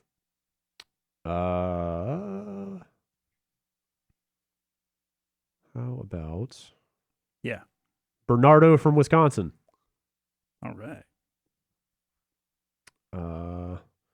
Recently, after the game's Kickstarter revival for reproduction carts in 2016, Socks the Cat Rocks the Hill is now available to the public. Finally. The once mysterious and canceled but finished game that featured Bill Clinton's pet cat is no longer lost to time, with the SNES ROM now available online, although the Genesis version is still nowhere to be found. Are there any other games that are still MIA that you'd love to see released?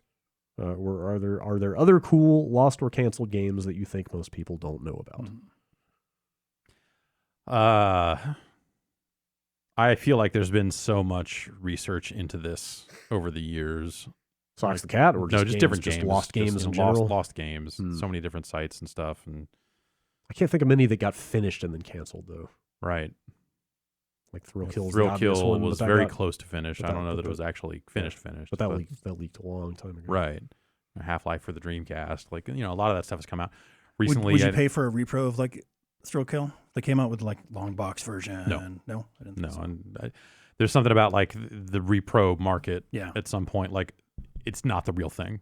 At that point, like, there are a lot of ways to get your hands on Thrill Kill. This is not the real Socks the Cat. Right. Yeah. Well, with this being with Socks the Cat and maybe not like having leaked out ahead of time, maybe that there's some interest there. Right. But That game, by the way, no, it's not. Yeah, it's Not so good. Not so.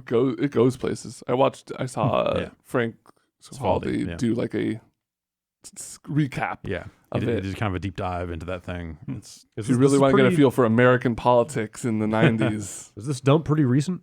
I think so. Well, a company I think like sold it, so it was I think they bought the rights to it, and and kept it quiet until such time that it was releasable or whatever. But yeah, I don't know. I hear there's a copy of SimCity for the NES floating around out there that's not quite. That got made. Yeah. Whoa. I don't know. I don't think it's like finished. Well, maybe it's finished. I don't actually know the state of it, but Sort of related. Do you guys hear that physical copies of Fortnite are going for like hundreds of dollars? Yeah, why? Because they're not making them anymore. And just Fortnite's popular. just as a like collector's item. Like you don't get anything out of it, right? It's not like some exclusive item attached to the disc. I think it's just a founder's like pack, so it's probably whatever you would get. Okay. Some people just want to have Fortnite on their shelf. Sure. I mean, I have a sealed copy of Paragon. Right. That I bought after they announced Paragon was going away. Yeah. That was me and Two Human. And also me and Two Human and that X-Men game. Except I opened my Two Human to play it with Matt Pasquale, and we played one level and said, Yeah, it works out because it's not worth anything anyway. So, yeah. Let's see. Bob from Williamsburg, Virginia. I just wanted to let you know that Tony Hawk was the keynote speaker at the American Institute of Certified Public Accountants Conference. Nice. Tony Hawk 6 Accounting Edition? Sure, why not? Did you like skateboard out, do a kickflip, and say, skateboarding tricks are hard, but not as hard as balancing the books? Am I right? Yeah. Why? What's the tie-in? Is it just because he's a successful businessman or something? He's a celebrity, and you want someone to come talk at your thing, and he's going to relay stories from his life. I don't think he's necessarily going to get out there and be like, "Here's my tales of accounting." Sure. Keynote speakers aren't always 100% on subject matter, or whatever. So that stuff like that happens. If you could be a keynote speaker for any sort of conference, what would it be? Pizza conference. Pizza, yeah. I was also thinking conference. pizza conference. All right, last email from Fred. According to The Verge, Akon wants to build a real-life Wakanda in Africa that will revolve around his cryptocurrency, Acoin. Also, it will be called Crypto City. That is all. Take me down to the Crypto City, where Bits nothing is are real. That's it. And the electricity grid is shitty. Yep. All right. Yep. Acoin is really good. Yeah, Akon's Acoin. That's pretty good. Fucking crypto. It's better than just weed terrible. coin. Get Dennis Rodman the Acoin shirt. What are we doing? Ah, fuck. Sure. Why not? Akon wants to build a real-life Wakanda based around cryptocurrency. Is a sentence you can say now, and people will nod their Nothing head. about it is shocking. It's like, when's Ja Rule's coin to launch the next Atlantis. Fire Festival? Oh, man. Richard Branson's Atlantis. Weren't people prosecuted for that? I believe the head fraud or person something? behind the Fire Festival was, yes. Can't wait for this year's. Oh, yeah. It's going to be awesome. Not in I hear Ja Rule's playing. I hear the food's going to be amazing. Well, shit. Are they holding it in Crypto City? Yeah. No, I invested in the crypto coin early, so I get 5 more minutes in the ball pit. Oh, man. What a dumb year. Yeah. All right. That's it for emails. Bombcast@giantbomb.com. Thanks for listening to the emails. Thanks for reading them. Yeah, thank you for responding to them. Gotcha. Thanks to everybody involved in the production of this segment Good work, everyone. and this podcast. We did it. Yeah. Y'all after showing today? Yes. Yeah. Okay. Yeah. All right. Stay tuned for that if you want to listen in. I don't know what else we got going on this week. The We'll Crew figure some 2's stuff out. Lumines is out. We'll take a look at both those and some other stuff in the works as well. Some other stuff happening. Check out that site, giantbomb.com, That's right. for more details. That's where the magic happens. Yeah. Check out our forthcoming cryptocurrency. It's not a cryptocurrency. We don't have a name for it yet. Yeah. Also, it's not a Giant bomb bits. Hmm. No, it's got to be coin something, right? Does we'll it? work on that. Does it? No, it doesn't. CoinTel Pro. All right. Thanks for listening. Gamer coin. It's been the Giant Bombcast. We'll see you next week. Thanks. Bye.